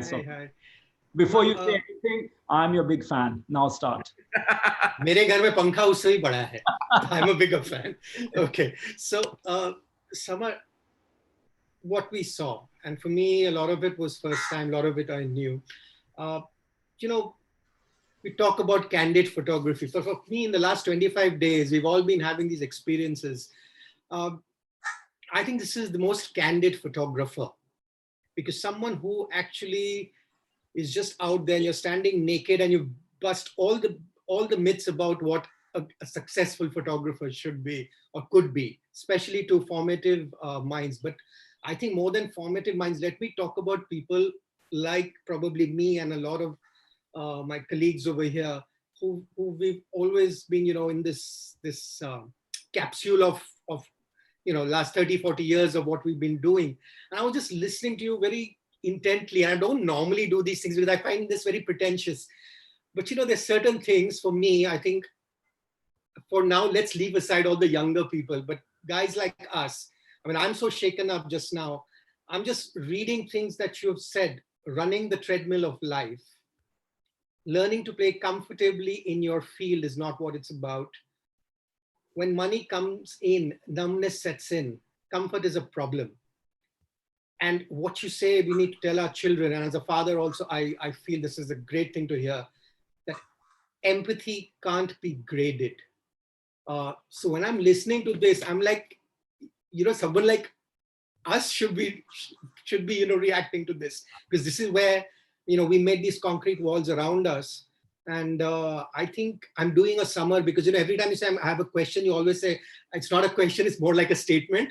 So this is a statement that I just wanted to make, and it's beautiful. And I'm not going to get into words of humility and all that, because that's obviously there for everyone to see. But I mean, it's shaken me up, and I think it's just fantastic. And I think, we all got to press the restart button somewhere.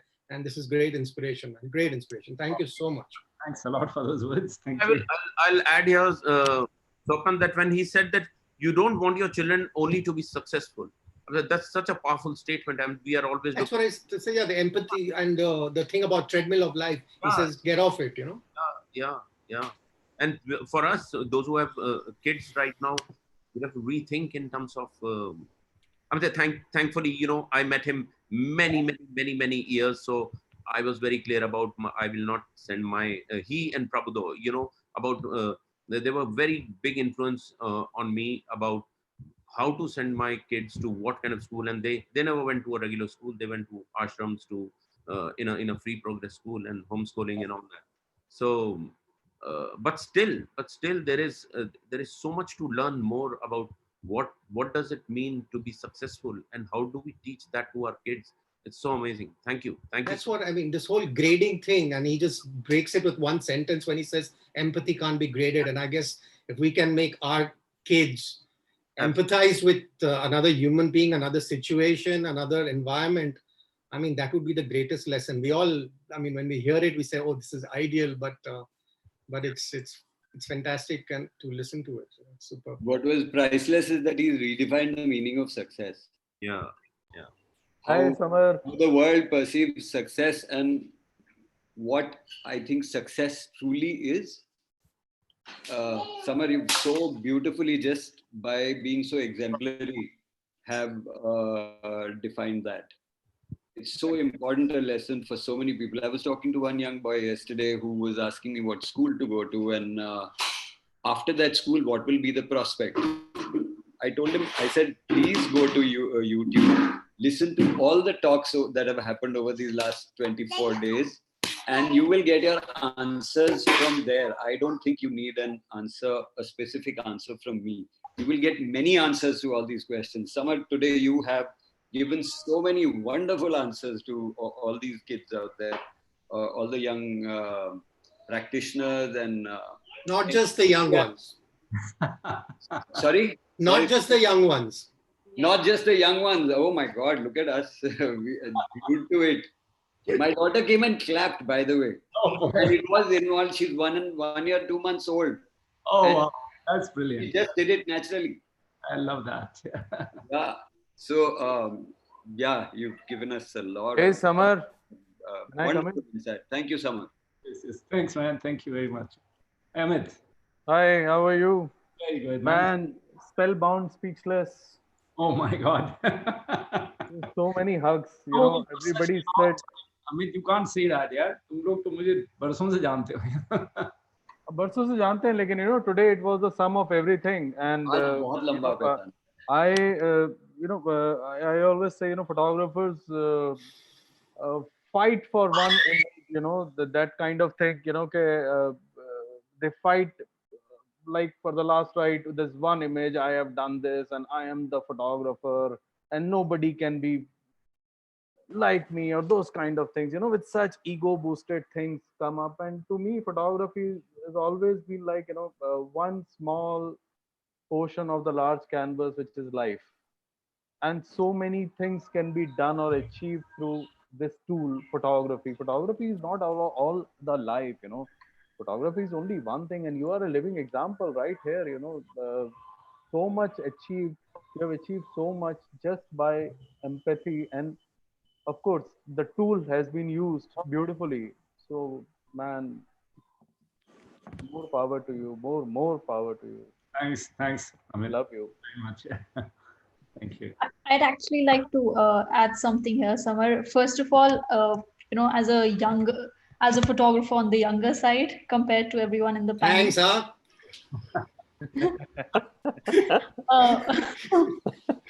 I just want to tell you. No, but really, there's so much to learn from everyone here. But I just want to tell you that, it gives me a lot of insights. It gives me a lot of focus on what could possibly be the journey of a photographer and how much we have control over that journey. It's so easy to get into those comfort zones, and we get into those spaces all the time. What also interested me a lot about your talk was how your photography is about so many things more than just photography. The fact that you talk about the materiality of images, the fact that there are stages and there are times when you decided that you want to move beyond photography, and there were other purposes to the work that you were doing. I think it's absolutely inspirational to hear all of it, and I think these are the kind of talks that are really important for photographers who like in the early stages of their careers. So true. Thank you so much for all of that. Yeah, and Soumya, it's interesting you're saying this, because in your talk you said this a pretty similar thing. If I just can link the two, and when you said that, to me, what's in the picture is not enough. It's not just about taking pictures. It's what you do with it. I mean, something to that effect. So I think that it resonates through from that day, and I think it further reaffirms probably what you had said that day. Also, that it's not just the image for me. Right. Yeah. If I heard you right, I'm sorry. Yeah, that's absolutely right. Yeah, that's how it should be. It's not always about the image. There is much more to life than image. So, okay, I'm just going to bring in Ravi Chandran. Ravi. Hey, Samar. Me and Samar go a long way. We both were bank benchers at school. In grade 10, we studied together. I had an opportunity to which I was his benchmate in school. And of course, we were always the last bench and not so good at education. And we just had, both of us just managed to pass a grade 10. And then I went on a different route. He went on a different route.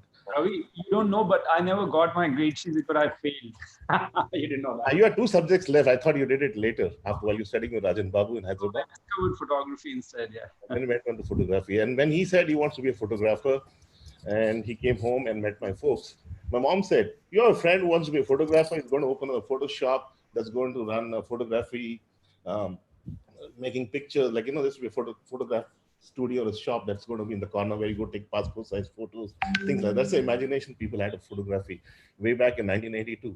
But the way you had a vision to take it to next level, and what you've gone through several years, and again we reconnected 10 years back, and now we again connected last 10 years. You've done a lot of work on marginalized communities, societies, and now you've gone through everywhere from photography to art to fashion photography to industrial photography. You did for a while. You have done so much of work in that area, and then you went on to doing something in marginalized societies where you thought this is where it should take me, and these are the goals we're doing lately. And you also wrote a book that we've seen, a couple of your books that you had given in one such instance. And now, what is that you want to do in the future? What is that going to take you next? Yeah, no, I don't think there is any set agenda, because I never came from any kind of an agenda, partly because I was not qualified. If I had, I think the best thing somebody told me was that you didn't suffer art school.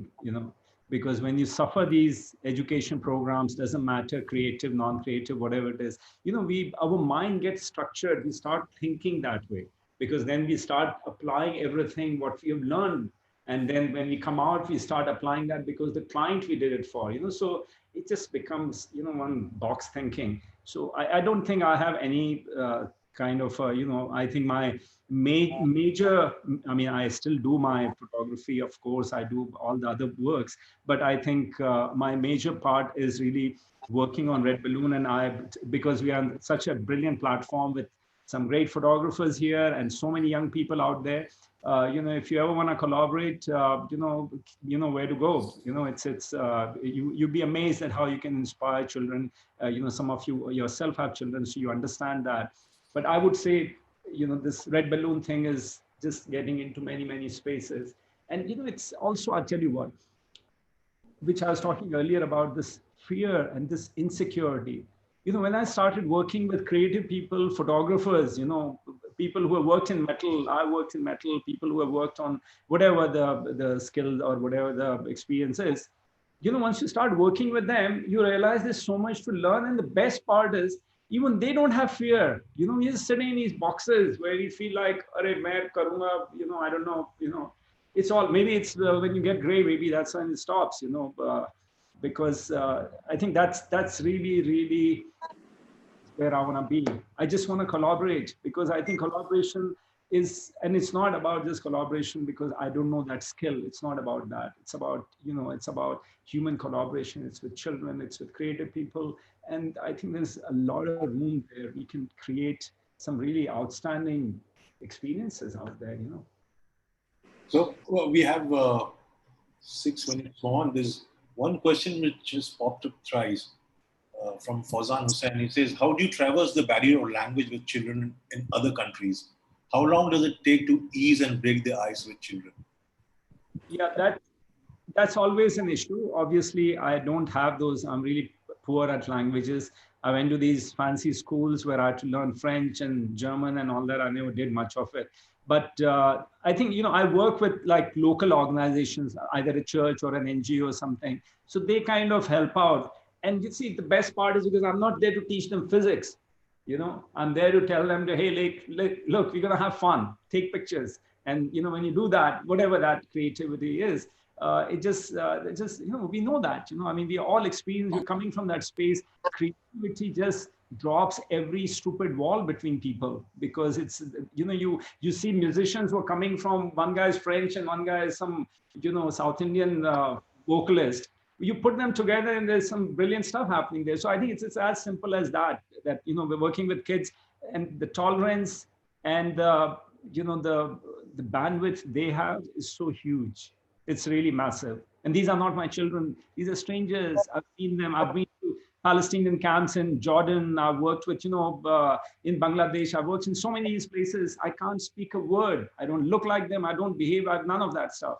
But man, 2 days later, they are all like my best friends, and we are having fun. And that's what creativity is all about. Stop getting too serious about, we're going to build the next moon out there. We are living in a very little dot. And I know about myself that I'm not going to do some massive whatever. But I think if you're having fun with kids, because they're about fun, the problem is we stop having fun when we grow up. I'm very fortunate. I have fun every day. Okay, so when we I'm start just... Himanshu, can I come in? Yeah, sure. Yeah, Raj, just one sec. I'll just get you in. So we have Amit Suri wanted to ask you. And so Amit, you can go ahead, please. Hi, Samar. What a lovely experience today to see you. I come from a very traditional setup where I've gone through a very qualified, engineering, MBA and all that stuff.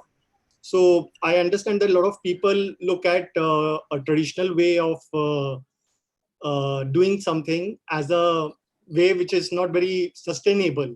But do you think there are a lot of people who want to pursue professional photography and they are not creatively inclined? They are very good at photography professionally, but they might not have an angle where, as you were saying, that your skills got aligned to serve the society at large. But there are a lot of people, can it be like they can be professionals, be very ethical and have a model which is sustainable? Do you think that's also a very right way to take for many youngsters? I'm also thinking about people who probably take up photography as a profession for a livelihood. You know, like someone might take it as a creative space where you do things because it gives you your kicks, it serves humanity in a different way. But there might be a certain school who thinks photography is a medium to be followed professionally, and within that space, be ethical, be sustainable, be everything that you are talking about. Yeah. So that's the question. Right. Well, I don't know if I have exact answer for it, but my observation is that, see, to begin with, there are no rules, as I said, I keep saying that again and again. So there are no rules for anything. More importantly, I think young people, a lot of people come to me about wanting to do photography. I tell them is that get a day job, because don't depend on, if it is your passion, and you really strongly believe in something, that you want to be this creative photographer or whatever that creativity, whatever that skill or practice you want to be. I really believe that what happens is, see, we start compromising. We've all compromised. I have also. Now I don't. Maybe I do some bits now and then, but I don't now. And the problem is that when you compromise, what you do is you actually destroy that passion what you have, and that it's really unfortunate. Of course, you can always give counter to that I have to make the money, and that's how I do this, which is fine, if that's how it works for you. But I think there comes a point, which what Tigmanshu was asking me, which time it changed. It came to a point in my life where I started realizing that I cannot keep making excuses that, I need the money so I can go do this project. And I think, and because I was very, I don't think I've arrived there yet, but I think I started developing a voice. And that voice is what finally managed to bring me here. I don't come from, like I keep telling people, who come to me about that, I want to work on all these issues you're talking about, creativity, sustainability. I keep saying to them that, what's your politics? Politics is not about left or right, which political party. Politics is about that how sensitive you are, how open you are, how tolerant you are, how adaptable you are. These are the things. If you have that inside you, man, it doesn't matter. Then it can be anything. It doesn't matter. I mean, I so strongly believe that if you don't, because going back to that, what Swapan was talking about earlier, about this numbness, because the numbness is what kills our brain cells, and especially for men. Women still are better than us. So.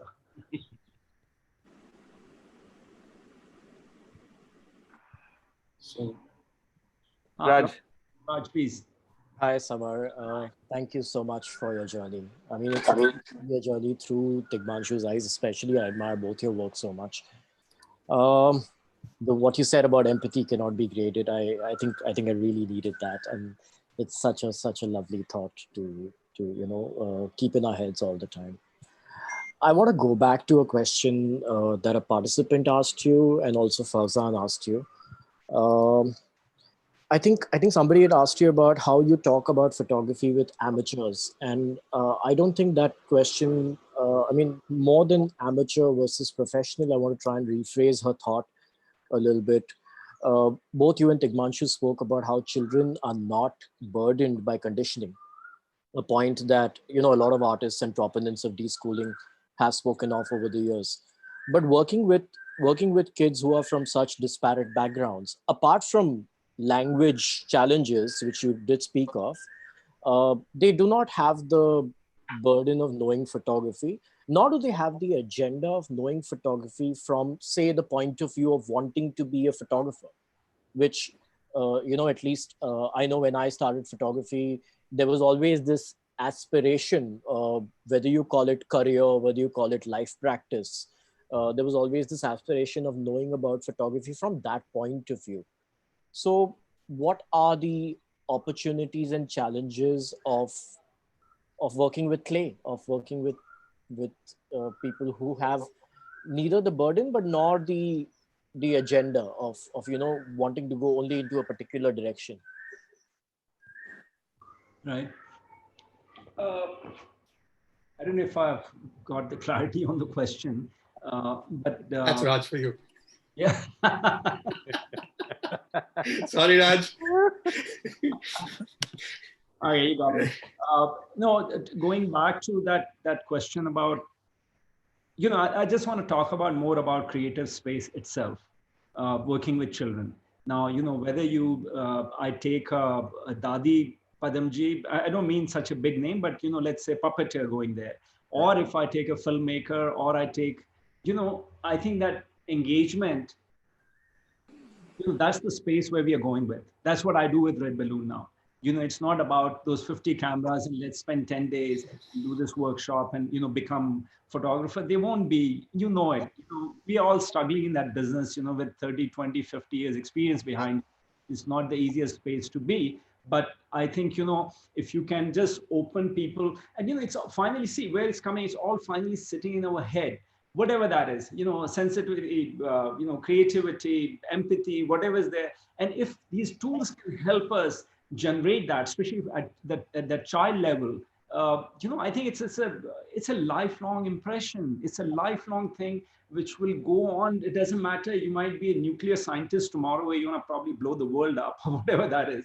But I think if you've been through that process, you have just opened up these pores in your brain cell, which unfortunately don't get open because we are so caught up in that treadmill. And I believe that even in creativity, today I used to have, when I used to do architecture, interior photography, I was doing all these books. I worked on something on Rashtrapati Bhavan and Jaipur and all these. I used to think that, if I had to go back to school, I want to become an architect. But today you look at architecture, it's the same thing. It's the same sausage factory. Whether you are using your left brain or right brain, it doesn't matter. Everything is so structured, because the market force, it's nothing to do with that, it's my fault, but the market structure is such that everything has to go in this very, very specific way. And I think that is where a lot of this creativity or this education or collaboration comes in really handy. I think it really, really helps. And I'm sorry, Raj, I don't know if, you gave me a question, which, as Swapan said, going this way, I came with an answer which has come from a different way. So I don't know if the two are. I think it's perfect because, the reason I asked this is because, in conventional schooling systems, in colleges, if somebody is teaching photography to journalism students, there's always an emphasis on, looking at photography through the lens of journalism. If you're teaching photography to film students, it's from that point of view. You're teaching photography to somebody wanting to make it, so-called make it, in the contemporary art market. The workshop will concentrate on that point of view. Children have neither of those agendas. They have neither of those burdens, but they also have neither of those agendas.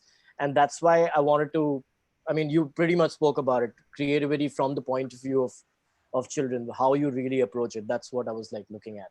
You're so right. And I think also as teachers, grown-ups, again, coming from the same sausage factory, we take our burden and we put it on them. Why do kids hate most of their schooling? And it doesn't matter whatever the subject. Why do they hate it? Because that teacher, unfortunately, is coming from that same factory where I've come from, and we're making another generation of, they will also become the same. I remember I was talking to, sorry, I know we're running out of time. I was talking at one of these TEDx talks in Shekhawati in Rajasthan about 10, 12 years back. And there were like 400 or 500 kids there. And they were all so super excited. All this WhatsApp, social media hadn't got to them yet. And they were all super excited and they were talking about, so I was saying that to the parents, I was saying that, you suffered all your life. You want to make your child an engineer. They came from a much lower income. You want your child to become an engineer, a doctor, whatever. Most likely won't happen. I was being very brutally honest about it. I said, if your child has a passion, work with that. Don't put because if you don't break that chain now, that child is going to do the same thing with their children. So, and I think that's unfortunately, I'm not here to tweak the planet, obviously not. But if you can do that, with people who work with you, children, all that, I think it's a brilliant opportunity. Why not? Thank you. But Samar, there's also this slightly counter argument here, no? That hindsight is 20/20 vision. all of us went through the process, and now we said we shouldn't be doing that. So maybe as a youngster, the counter argument could be that, maybe the need to go through that process of being a successful in the eyes of the world kind of photographer, and then finally saying, okay, this is all bullshit, give it up. And because the classic stories are always like that, we can be saying, sitting here that, oh, that's all bullshit what we did. but maybe sometimes the whole process is important to get there. Maybe it can be a shorter route, though. But, the counter argument. Yeah, no, I totally agree with that. That also comes with our own, it's like pictures we make. And then, down the road, we say, oh, man. Yeah, exactly. Because, it's part of the process. It's that's what growing up is all about, or at least growing laterally. That's right, yeah. Great. I just want to bring in Tigmanshu again. If you would just like to say a few words before we close the session. Yeah, Samar, as everyone was asking about how do you manage to work with kids, I think, see, photography is not about public speaking or about learning how to act, where you only need your personality, your body. For photography, there's a machine which is called the camera. Right. As a kid, when I used to watch somebody holding a camera, I used to get intimidated. I never thought that I'd ever be able to use a camera. Right. How do you manage to do that with kids? Because it's a machine. Right. How do you make them comfortable? Yeah. So see, I'll give you a quick. It's not about having an eye for it or being candid or casual or being, Right. So just see, doing. Because you're handling a machine. Right. So see, I'll tell you what, I mean, I still treat it as a tool. So typical thing is like, let's say I went to, working, let's say in Afghanistan, for example. I was working because, education is one space where the pressure is. I worked with these kids who have been rescued from Taliban camps, blah, blah. I was staying at this massive space they have outside Kabul, which is run by Afghan Red Crescent. That's where we are camped, because it's kind of dangerous to run outside. Now, I didn't know the language and all that stuff. The exercise was that I had, I think, about 25 odd, number of girls, a couple of boys. So they were about 20, 25 girls. They didn't speak language. They were very shy. And, I was a total stranger. I give them a tool and say, start shooting. Obviously not going to happen. Day one, and a lot of them didn't even know each other, and I've been there many times. I've been, for 4 or 5 years, I've been going in and out. Well, now I don't go there anymore. These kids would basically come to the workshop and I would show them how to take picture and all that stuff. Then what we would do is in the afternoon or the next day, we'd print one picture each and I would stick that on a wall. And I make all the girls sit there. Of course, there'll be a translator. I don't speak Farsi, Pashtunwali, whatever languages. And then the kid is basically has to get up and she has to talk about that photograph, and which is very difficult because, how do you talk your picture? So, but other kids are talking about after day or two, they are all deconstructing and talking about that, this is what they see and blah, blah. Man, you won't believe it, Tigmanshu, after 3 or 4 days, that same kid puts up that print, whichever that new picture is, and can go on talking about it, And I think that's, that is where, for me, that tool kind of just drops, whatever that thing is. Because I think what you said, I had the same issue. I mean, I remember when I used to be in Tanzania, I would shoot Kodachrome, going to Ngorongoro crater, all that stuff. And I would give the film to my dad. He would send it to England, Kodachrome. It would come back when I would come back in the end of the term. And it's all blank, there's nothing on it. So there are a lot of places where you easily get discouraged, like, screw it, man. This is not my cup of tea, or it's not worth it, So I think, if you can give the kids the confidence, then I think automatically everything, the mechanics automatically drop, I think, Right. So as I said, when you started that, we'll talk about the portraits of old people that you did. Right. And I said it kind of speaks to all of us. I mean, all the panelists I'm seeing on the grid here. Eventually, we are all going to get old and die. But those portraits of old people, what I could gather from it, that you shot Alec Padamse, Bismillah Khan, and that Pocket Hercules, all the guys who kind of pursued a passion. It said that till whenever you last, if you follow a passion, you will last well. And I think we all follow a passion and we'll all last well. So to end it, I would say that Samar also has another meaning in Arabic. Samar also means reward. So this was Samar for all of us. Thank you so much. Thank you. Thanks for the kindness, everyone. Awesome. ऐसे कहा जाता है कि कहीं सुनी पे विश्वास नहीं करना चाहिए, and I've just joined that brigade today. You've just shaken up so much here in this talk. It's just unbelievable. We've kind of got to a point wherein at least 5, 6, 7 single liners can come out of your one talk, and each of them are like earth shattering and amazing. So much of respect to you, Samar. All throughout this series, I observed that you were kind of just coolly taking it in, just being silent and not, saying too much about all the sessions or all the speakers. But now I understand, and kind of all of we understand, that the kind of passion that you have shown in your journey is so unbelievable, so unmanlike. It's like we keep on asking this question all the time. Kitna enough hona chahiye? How much is enough for somebody? And when can somebody let go of everything that they have possessed by years and years of slogging it out and doing the treadmill thing that you said, treadmill of life? And I think what you kind of shown us today, that it's not so difficult. It's very simple. I think every person can just say this is enough, and that's it. That's the point when you decide this is enough. Whatever I've done and whatever I've achieved, that's more than enough for me. And then you give it all away. I can't find a more selfless example in these times. So awesome, so amazing that you shared your journey with us. Thank you so much. Thank you from all of us. One last thing. Guys, can you hear me? Yes. Yeah. So, seeing everyone here, all the photographers, all the speakers, I'll say one thing. I was the only one who was well lit. This continuous light, that too. Not just lighting, but continuous lighting. One last question I have.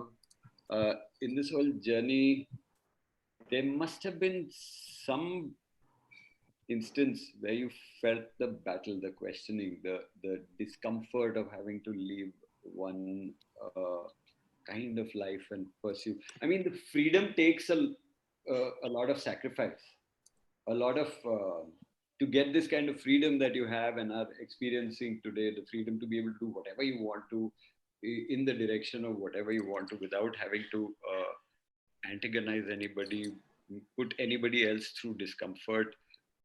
Was there any instance in your life you felt that? It's a rather personal question and you're free to not answer it if you don't want to. But yes, it does. You made a lot of comfortable people feel a little uncomfortable today. It's a very happy discomfort, I must say. Thank you for that.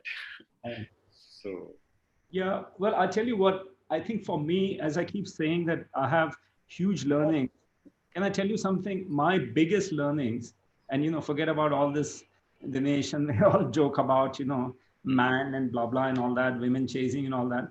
But I'll tell you one thing I have had, starting from my mother, my ex-partners, my ex-wives, my closest women friends. I'm talking about, I have had such huge learning from women that they have basically made me, question so many things. And that is the reason why what I am, I'm serious about it.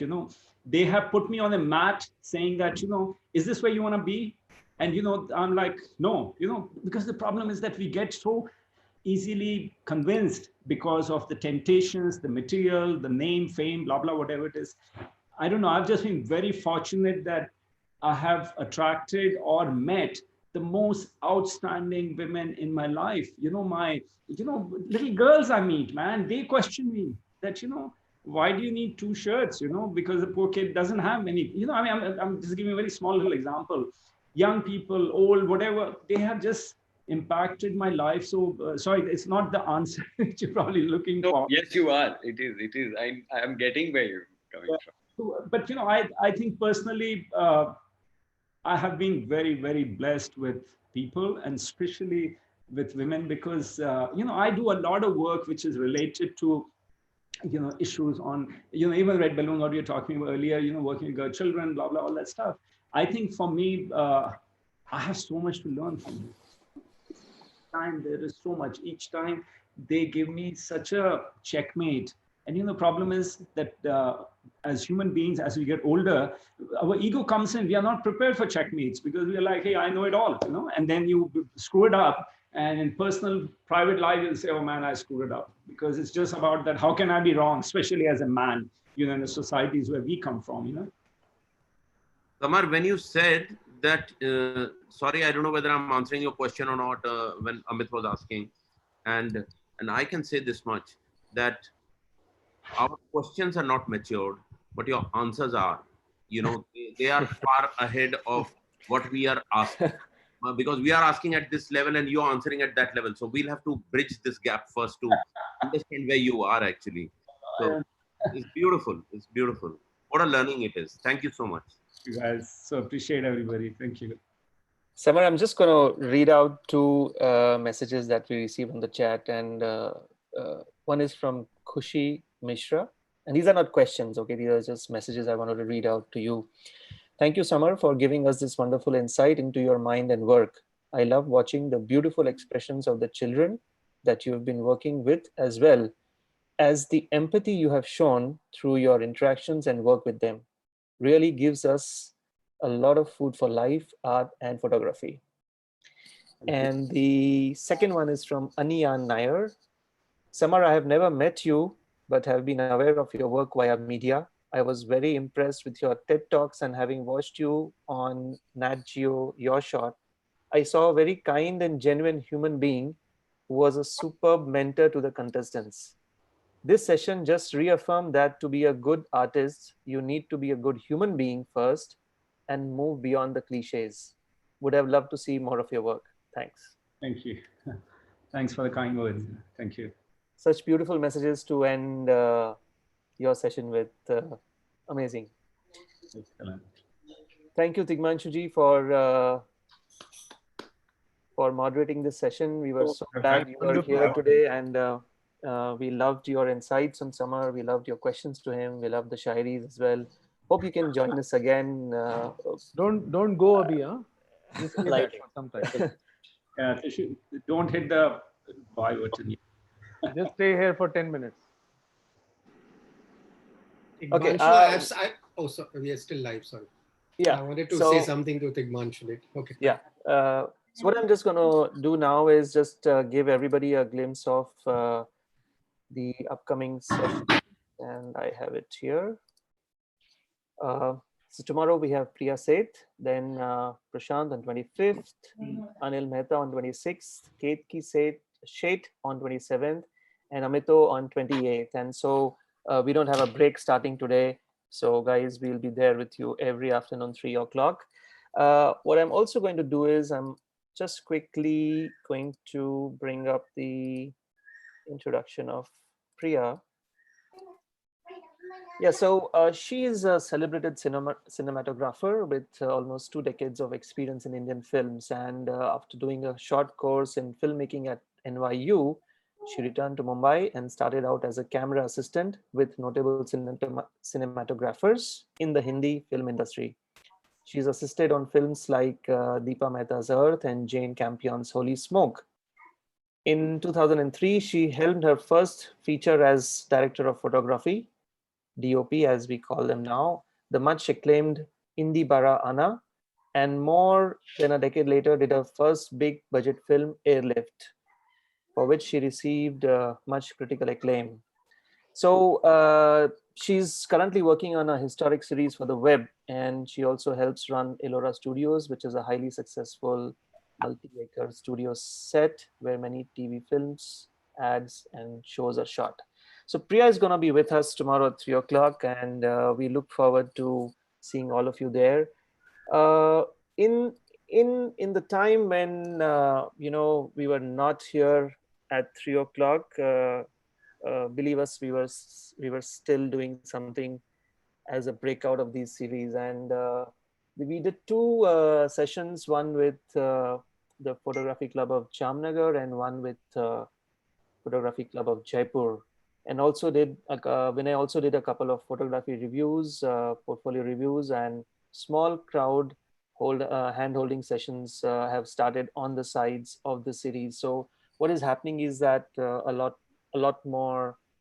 many hinterland photography clubs are coming up, and they also want their members to be part of all these kind of talks and series that we're doing. So we're just doing some small hand-holding sessions with them. So awesome. Thank you so much once again to all the participants for joining today. As soon as we end this session, would request all of you to kindly log off and join us tomorrow at 3 o'clock. Thank you so much.